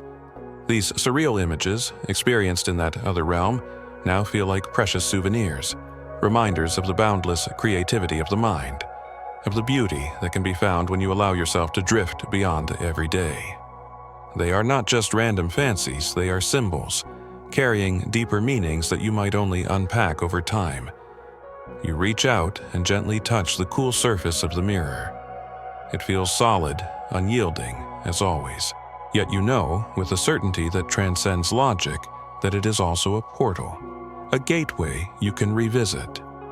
An open-ended question whispers in your mind, if this one mirror holds such potential, what about all the other reflective surfaces in your life? Do they too offer glimpses, however fleeting, into that inner landscape? If only you learn how to look. You take a deep breath, feeling the air fill your lungs, grounding you back in your physical body, but you carry within you the memory of that other air, cool and clean, the scent of petrichor and starlight.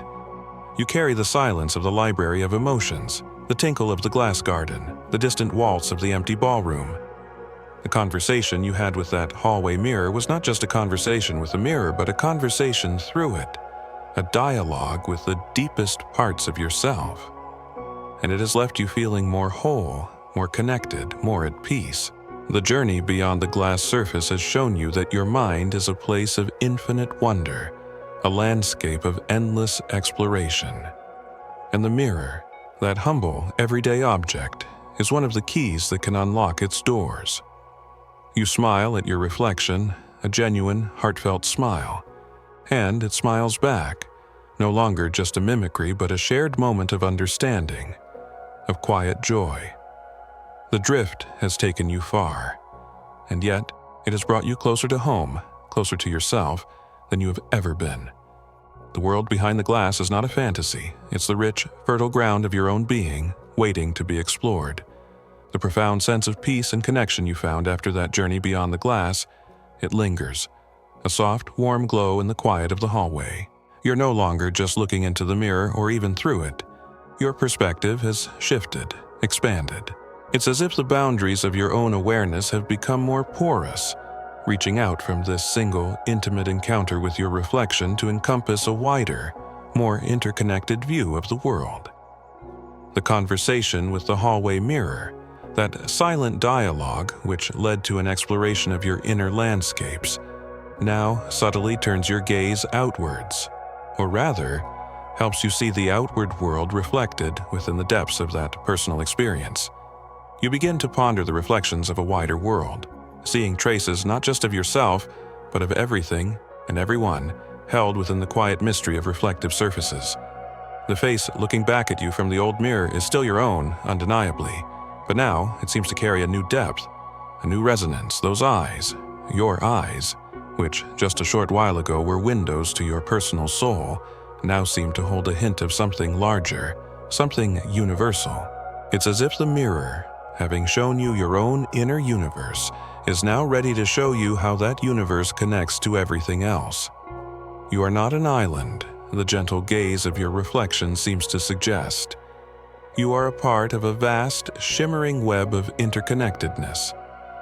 You think about all the other mirrors in the world, not just in houses, but in cars, in shops, in public restrooms, on satellites spinning in the void.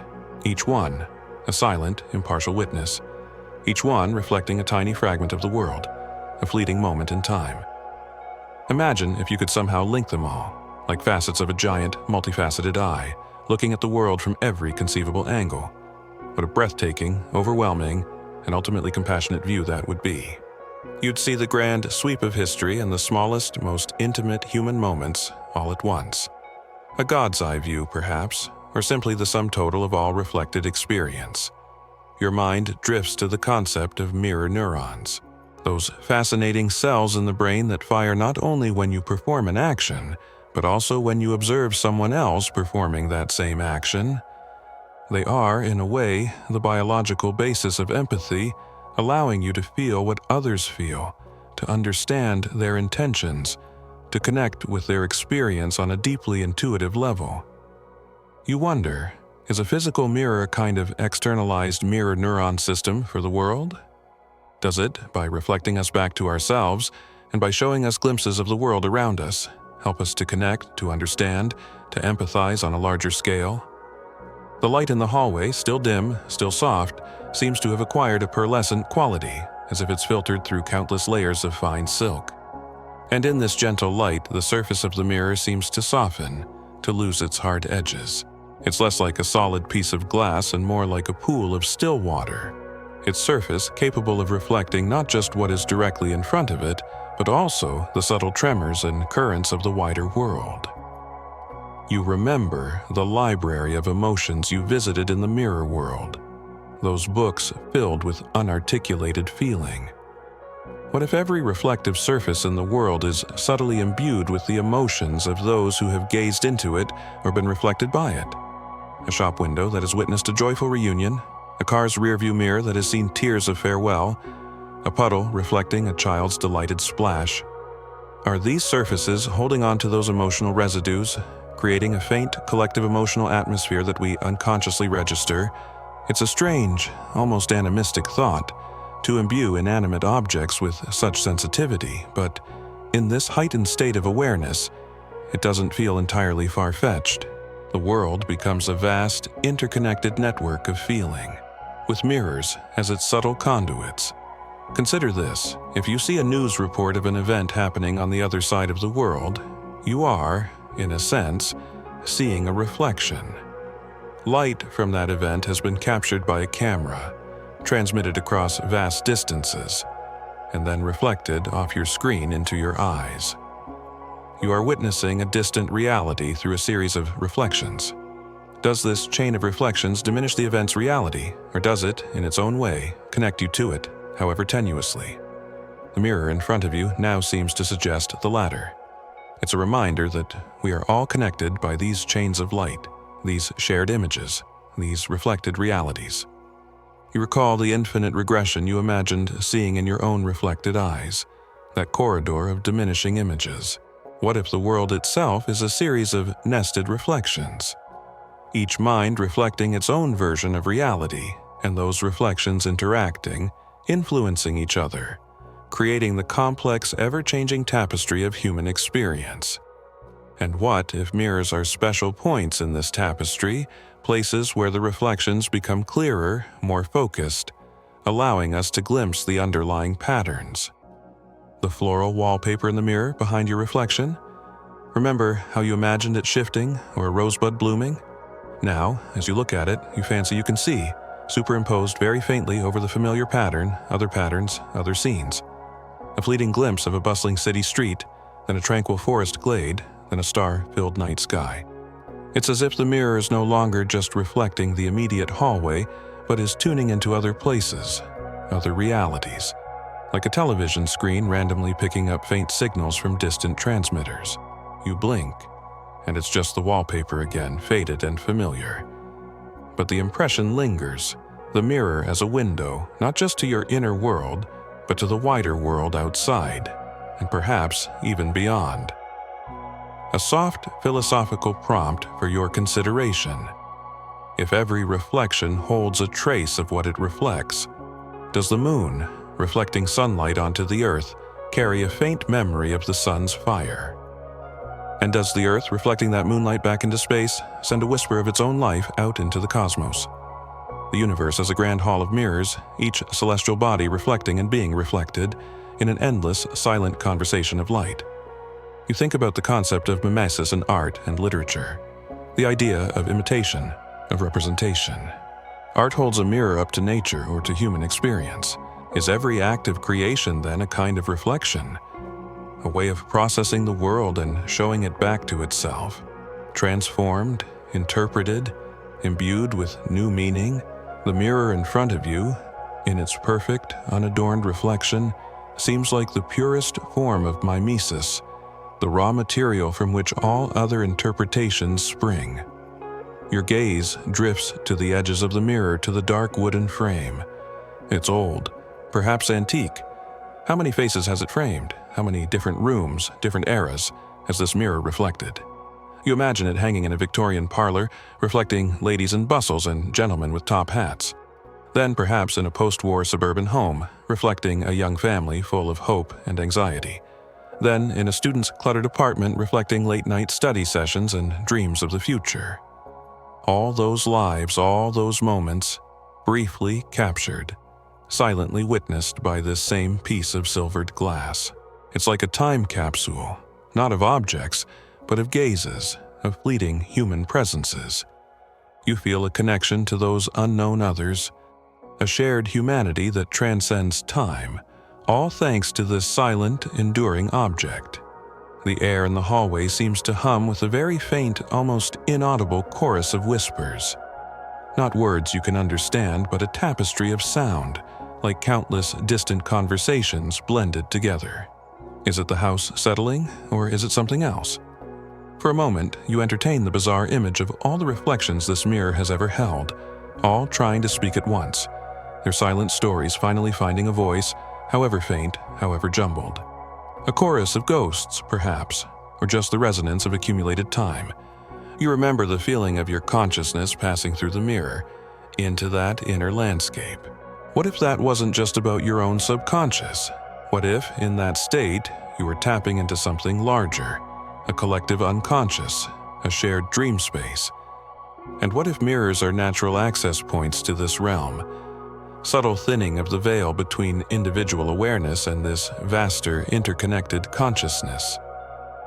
It's a grand, almost mystical idea, but it resonates with the feeling of expansion, of interconnectedness that you're experiencing now.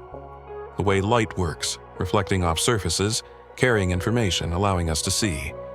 It's a constant, effortless miracle we take for granted. You think about the speed of light and the vast distances it can travel. The light from distant stars that reaches your eyes has traveled for years, even centuries, carrying a reflection of a sun that might no longer exist. So when you look at the night sky, you are looking into the past, seeing ancient reflections. The universe itself is a kind of mirror, showing you echoes of its own history. And this small, humble mirror in your hallway is a tiny participant in that grand cosmic dance of light and reflection. You consider the reflections you see in other people's eyes. When you look at someone, and they look back at you, You see a tiny image of yourself in their pupils, and they see themselves in yours. A momentary, mutual mirroring. Is this not the basis of all human connection? Seeing yourself reflected in another, and seeing another reflected in you. It's a profound, often unconscious exchange. The mirror in front of you, by showing you yourself so clearly, perhaps prepares you for these more complex, more dynamic human reflections. It teaches you to see and to be seen. What if the mirror doesn't just reflect the visible world, but also the invisible? The energies, the emotions, the subtle currents that flow between people and places. You think of feng shui, the ancient Chinese art of placement, which often uses mirrors to redirect or amplify energy, qi. Is there an intuitive wisdom in these practices? An understanding that mirrors are more than just decorative objects, that they have a subtle but real influence on the spaces they inhabit and the people who live in them? The air around this mirror certainly feels different now, charged with a quiet intensity. The reflection of your own face. It seems more transparent now, as if you can almost see through it to the wider world that lies both behind you and, somehow, within the mirror itself. Your individual features are still there, but they are overlaid with a shimmering, a sense of other places, other faces, other times.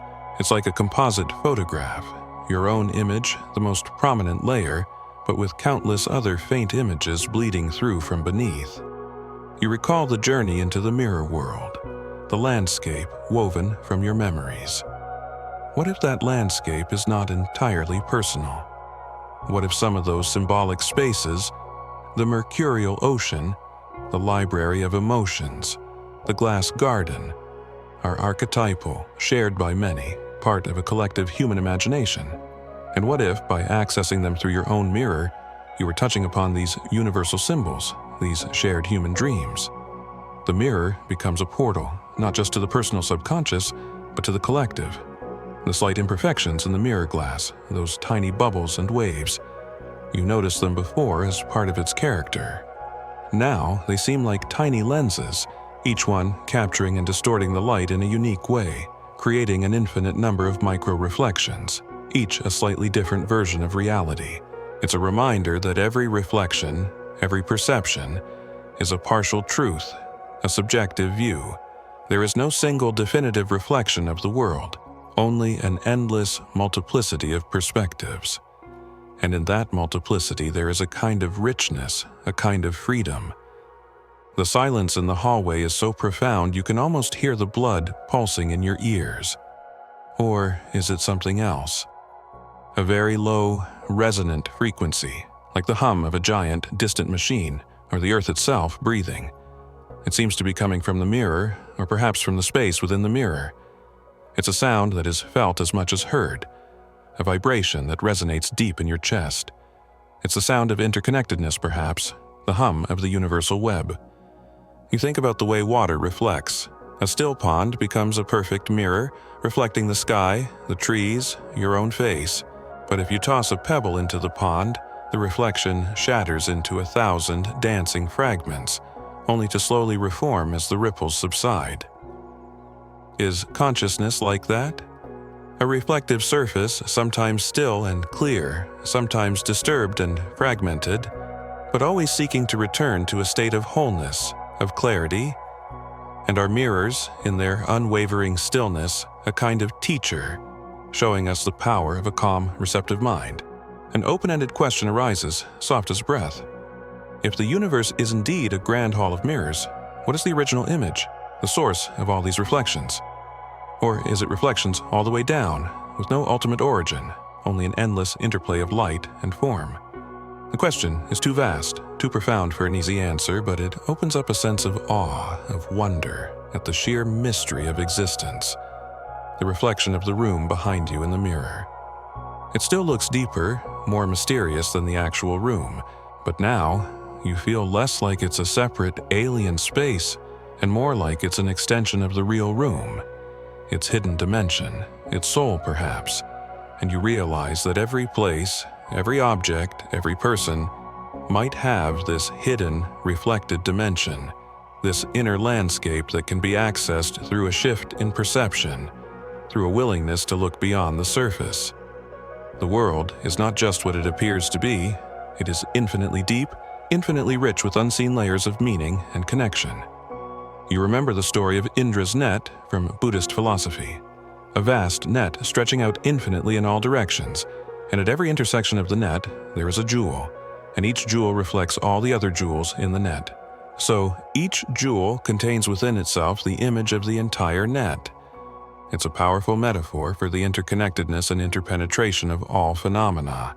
And as you stand before this simple hallway mirror, you feel like you are gazing into one of those jewels, seeing not just your own reflection, but faint, shimmering images of all the other jewels, all the other beings, all the other moments that make up the totality of existence.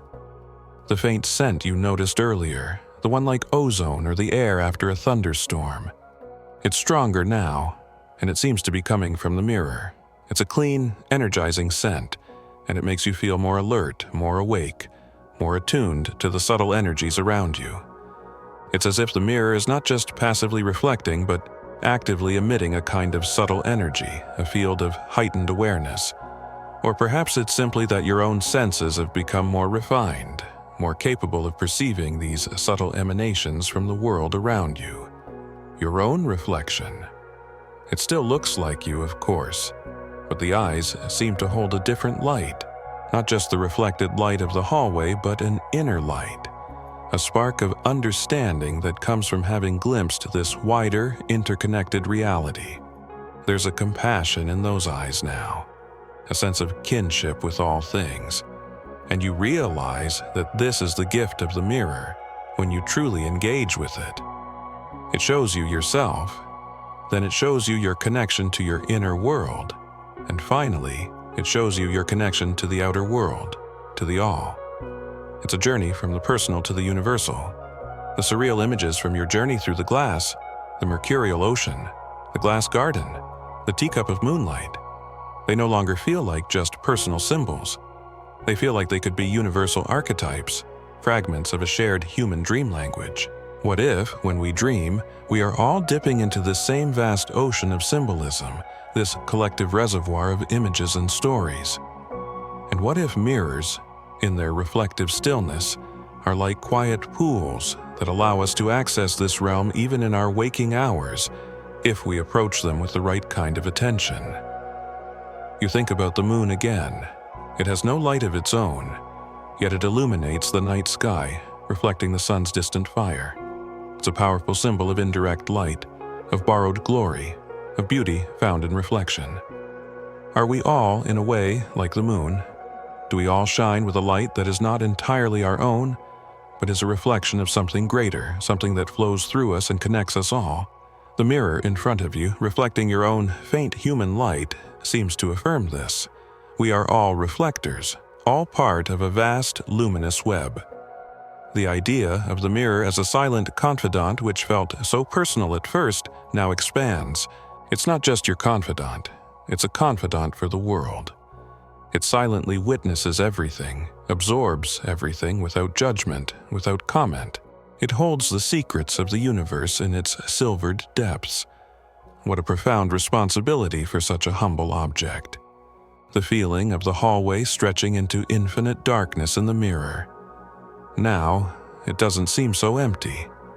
It seems populated by countless other reflections, countless other worlds, receding into the distance, each one connected to the next, like pearls on an endless string. And you are just one point of awareness, looking into this infinite corridor, privileged to catch a glimpse of its immensity. What if every act of looking is a form of reflection? When you look at a flower, a part of your consciousness is reflected back at you, colored by the beauty of the flower. When you look at a suffering person, a part of your compassion is reflected back. The world is constantly showing you yourself, if you are willing to see. And the mirror is just a more direct, more concentrated way of engaging in this fundamental process of self-discovery through reflection. The shadows in the room, as seen in the mirror, still seem deeper, more velvety than the real shadows. But now, they don't feel ominous. They feel restful, like places of quiet contemplation, where the soul can retreat from the glare of the world and find peace. The mirror shows you that even darkness can have its own beauty, its own wisdom.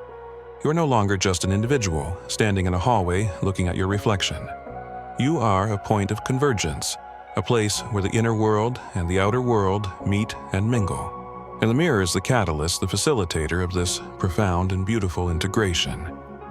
It has taken you on a journey from the self to the subconscious, and now to the interconnected whole.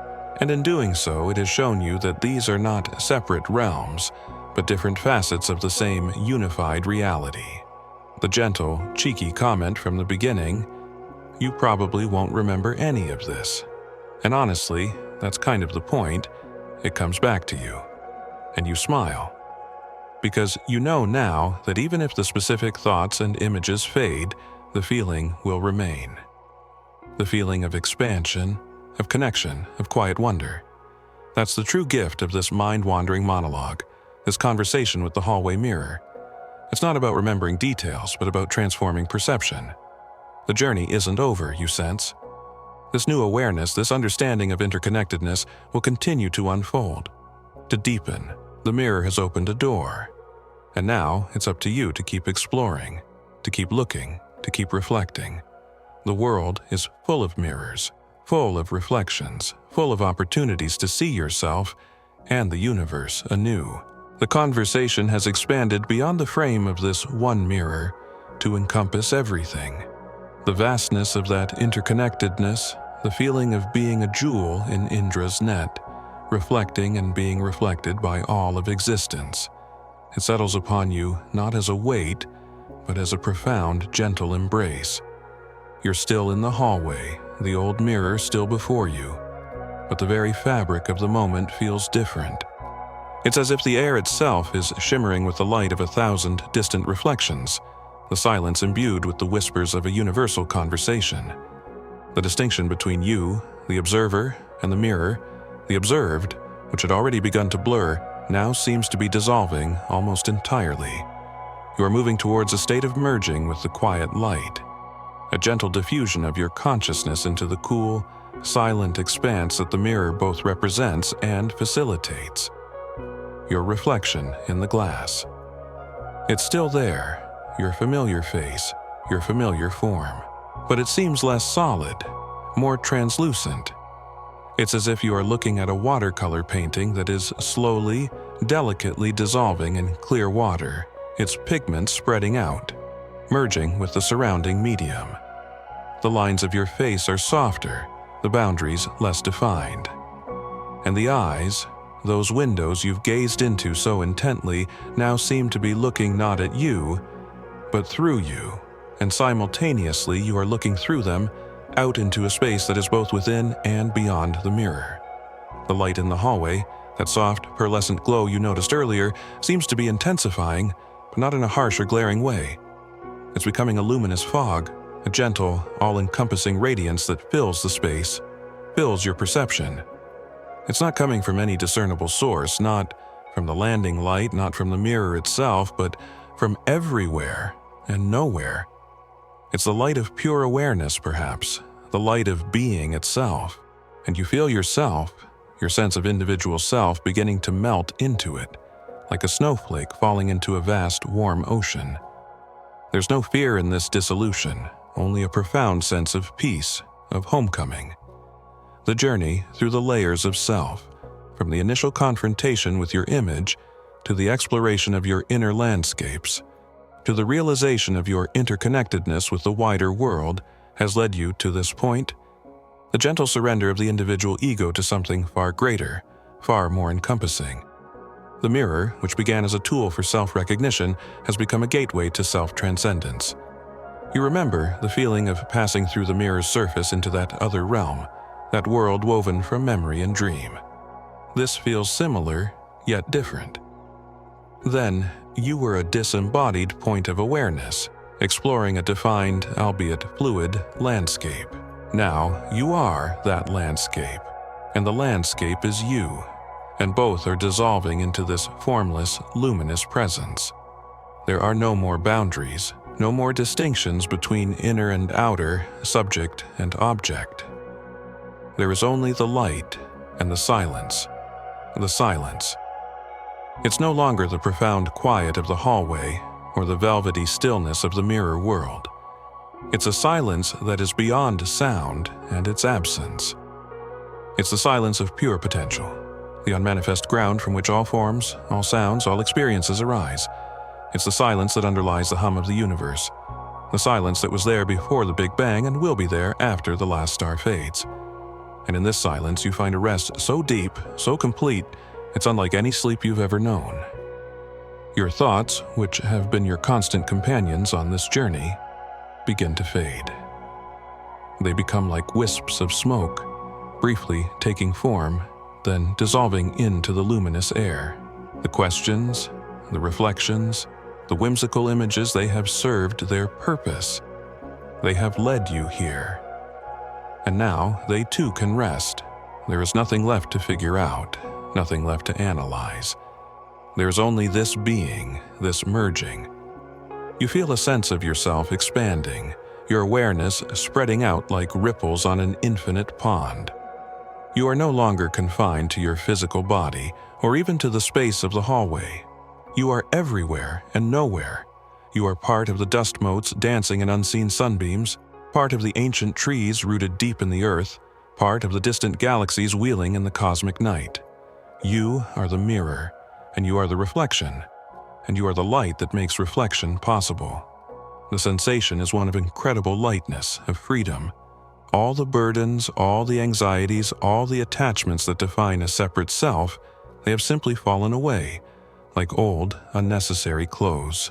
What remains is a core of pure awareness, serene, untouched, and intimately connected to everything. You recall the various surreal images that surfaced during your monologue. The reflection blinking out of sync, the rosebud blooming in the mirrored wallpaper, the teacup of moonlight, the garden of glass flowers, the faint faces in the dust, the mirror pulsing like a lung. These were signposts, weren't they? Hints from your deeper mind, from the universe itself, perhaps, pointing towards the fluid, magical, interconnected nature of reality that lies just beneath the surface of the everyday. And now you are no longer just observing these phenomena. You are them. You are the impossible bloom, the ethereal drink, the fragile beauty, a soft philosophical prompt, perhaps the last one your mind will formulate before dissolving completely. If the self is an illusion, a collection of fleeting thoughts and sensations, then what is it that merges with the light? What is it that experiences this profound peace? Perhaps the question itself is part of the illusion. Perhaps there is no what, only the merging, only the peace. The face in the mirror. If you could still focus on it, you imagine it would be almost invisible now. A faint, ghostly outline against the backdrop of luminous fog. Or perhaps it would be shining with an unbearable brightness, having become a pure conduit for this transcendent light. But you are no longer looking at it. You are it, and it is you, and both are part of this larger radiance. You think of the concept of oneness, of unity consciousness. These are words that poets and mystics have used for centuries to try and describe this state. But words are inadequate, you realize. They are like fingers pointing at the moon. They are not the moon itself. This experience is beyond language, beyond concept. It can only be felt, only be been.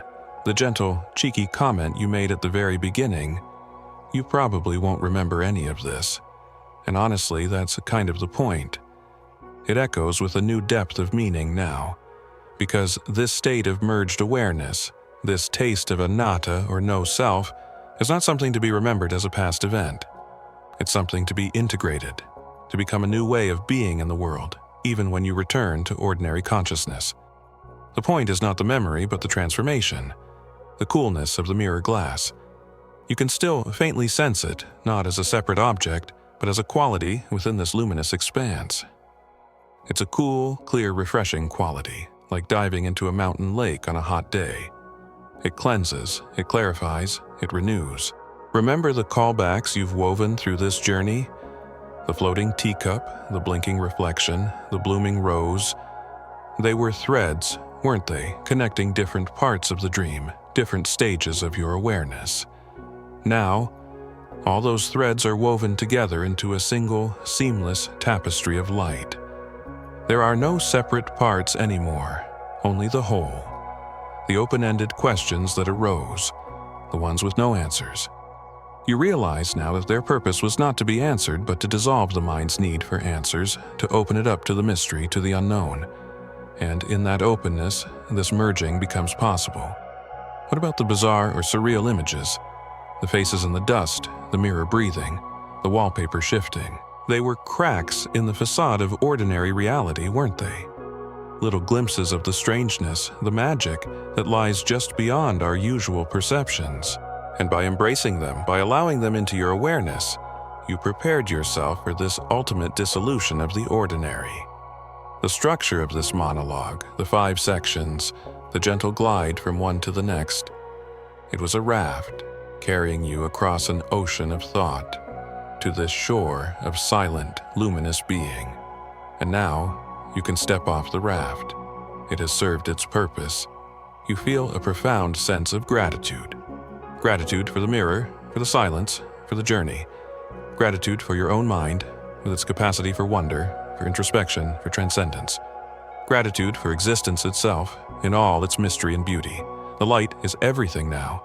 It's not just something you see, it's something you are. It's warm, yet cool. It's infinitely gentle, yet infinitely powerful. It's the light of creation, the light of love, the light of pure, unconditioned consciousness. And you are home. There's a sense that time has stopped, or rather, that you have stepped outside of time into the eternal now. Past, present, and future are all contained within this single luminous moment. There is no hurry, no anticipation, no regret. There is only this perfect, peaceful, radiant stillness. If there are any remaining vestiges of a separate self, they are like tiny, glowing embers, slowly fading into the vastness of the fire. There is no struggle, no resistance, only a gentle, willing surrender. A letting go into the heart of the light. The hallway, the mirror, your physical body, they are distant memories now, like a dream you had long ago. They are still there, of course, in their own dimension of reality, but your awareness has transcended them, expanded beyond them to encompass something infinitely larger. You are the dewdrop, and you are the ocean. And in this moment, the dewdrop has slipped into the shining sea, becoming one with its vastness, its depth, its boundless peace. The conversation with the hallway mirror has reached its ultimate conclusion. Silence. A silence that is not empty, but full. Full of light, full of peace, full of an understanding that needs no words. You are drifting now, not as a mind wandering through thoughts, but as awareness itself, drifting in an ocean of pure light. There is no you to do the drifting, and no ocean separate from yourself. There's only the drifting, the light, the peace, a perfect, seamless unity. The journey that began with a simple gaze into a looking glass has led you here to the very threshold of the ineffable. The gentle mind drift has become a profound merging. The conversation with the hallway mirror has become a communion with the all. You are the quiet light. You are the silent expanse. You are the peace that passes all understanding. And as this awareness permeates every fiber of your non-being, as the last traces of separateness dissolve, there is only this radiant, silent, peaceful, all-encompassing isness. The destination of all mind wandering, the true reflection of your deepest nature. The faintest, most ethereal echo of a sound, like a single, perfectly tuned crystal glass being struck, resonates through the light. It's a note of pure harmony, of completion. And then only the light remains, silent, brilliant, and utterly, profoundly still. You have become the mirror, reflecting nothing but the pure, unadulterated light of being. The journey through the sections, each building on the last, has been like climbing a spiral staircase within a lighthouse. Each turn revealing a wider view, until finally you reach the lamp itself, the source of the illumination, and merge with its radiant essence. The narrative has glided forward, like that drifting dream, carrying you from the particularity of your own reflection to the universality of this boundless light. The subtle prompts, the bizarre images, the open-ended questions, they were all stepping stones, leading you across the stream of consciousness to this bank of pure, silent awareness. They have served their purpose, and now they too dissolve into the light. You are now simply present. A presence without form, without limit, without definition. A presence that is one with the light, one with the silence, one with the peace. This is the ultimate resting place, the true home of the mind. The feeling is of an immense, gentle, loving embrace. The universe itself holding you, dissolving you, welcoming you back into its infinite heart. There is no separation, no otherness, only this boundless, radiant unity. Sweet dreams are too small a concept for this. This is the waking dream of reality itself in its purest, most luminous form. The gentle hum of the world outside this sanctuary, this quiet room where you've been listening, begins to softly re-emerge, like the first faint stirrings of dawn after a long, peaceful night. The luminous fog, that all-encompassing light you merged with, doesn't vanish, but rather, it seems to condense, to gently re-infuse the world around you, imbuing the ordinary with a subtle, lingering radiance. You feel the weight of your body again, the soft pressure of where it rests, the gentle rise and fall of your own breath, each inhalation a quiet affirmation of your return, each exhalation a sigh of profound peace. The journey you took through the mirror's depths and into the vastness of interconnected being has left its imprint, like a watermark, on the paper of your awareness. The sharp edges of the world might seem a little softer now, the colors a little richer, the silence between sounds a little deeper, more resonant. You carry within you the echo of that boundless light, that profound stillness. It doesn't demand attention, it simply is, a quiet wellspring of calm accessible beneath the surface of your everyday thoughts. Let your eyelids remain heavy, your limbs loose and relaxed. There's no need to rush back to full alertness. Allow this transition to be slow, gentle, like a feather drifting back to earth. The images and sensations from our mind wandering may fade, as dreams often do upon waking. But the feeling, that residue of peace and expanded awareness, can linger, a soft perfume in the air of your mind. Hold on to that feeling, not with a tight grip, but with an open palm, allowing it to be a gentle companion as you drift further into your own rest. The hallway mirror, that silent confidant, has shared its secrets, and in doing so, has helped you uncover your own. And now, it simply waits patiently for your next moment of quiet reflection. Whenever that may be, sleep now, drift now, into the deep, restorative quiet. Let the echoes of the silvered glass lull you into a serene and dreamless slumber, or perhaps into dreams that are themselves reflections of that gentle, luminous peace.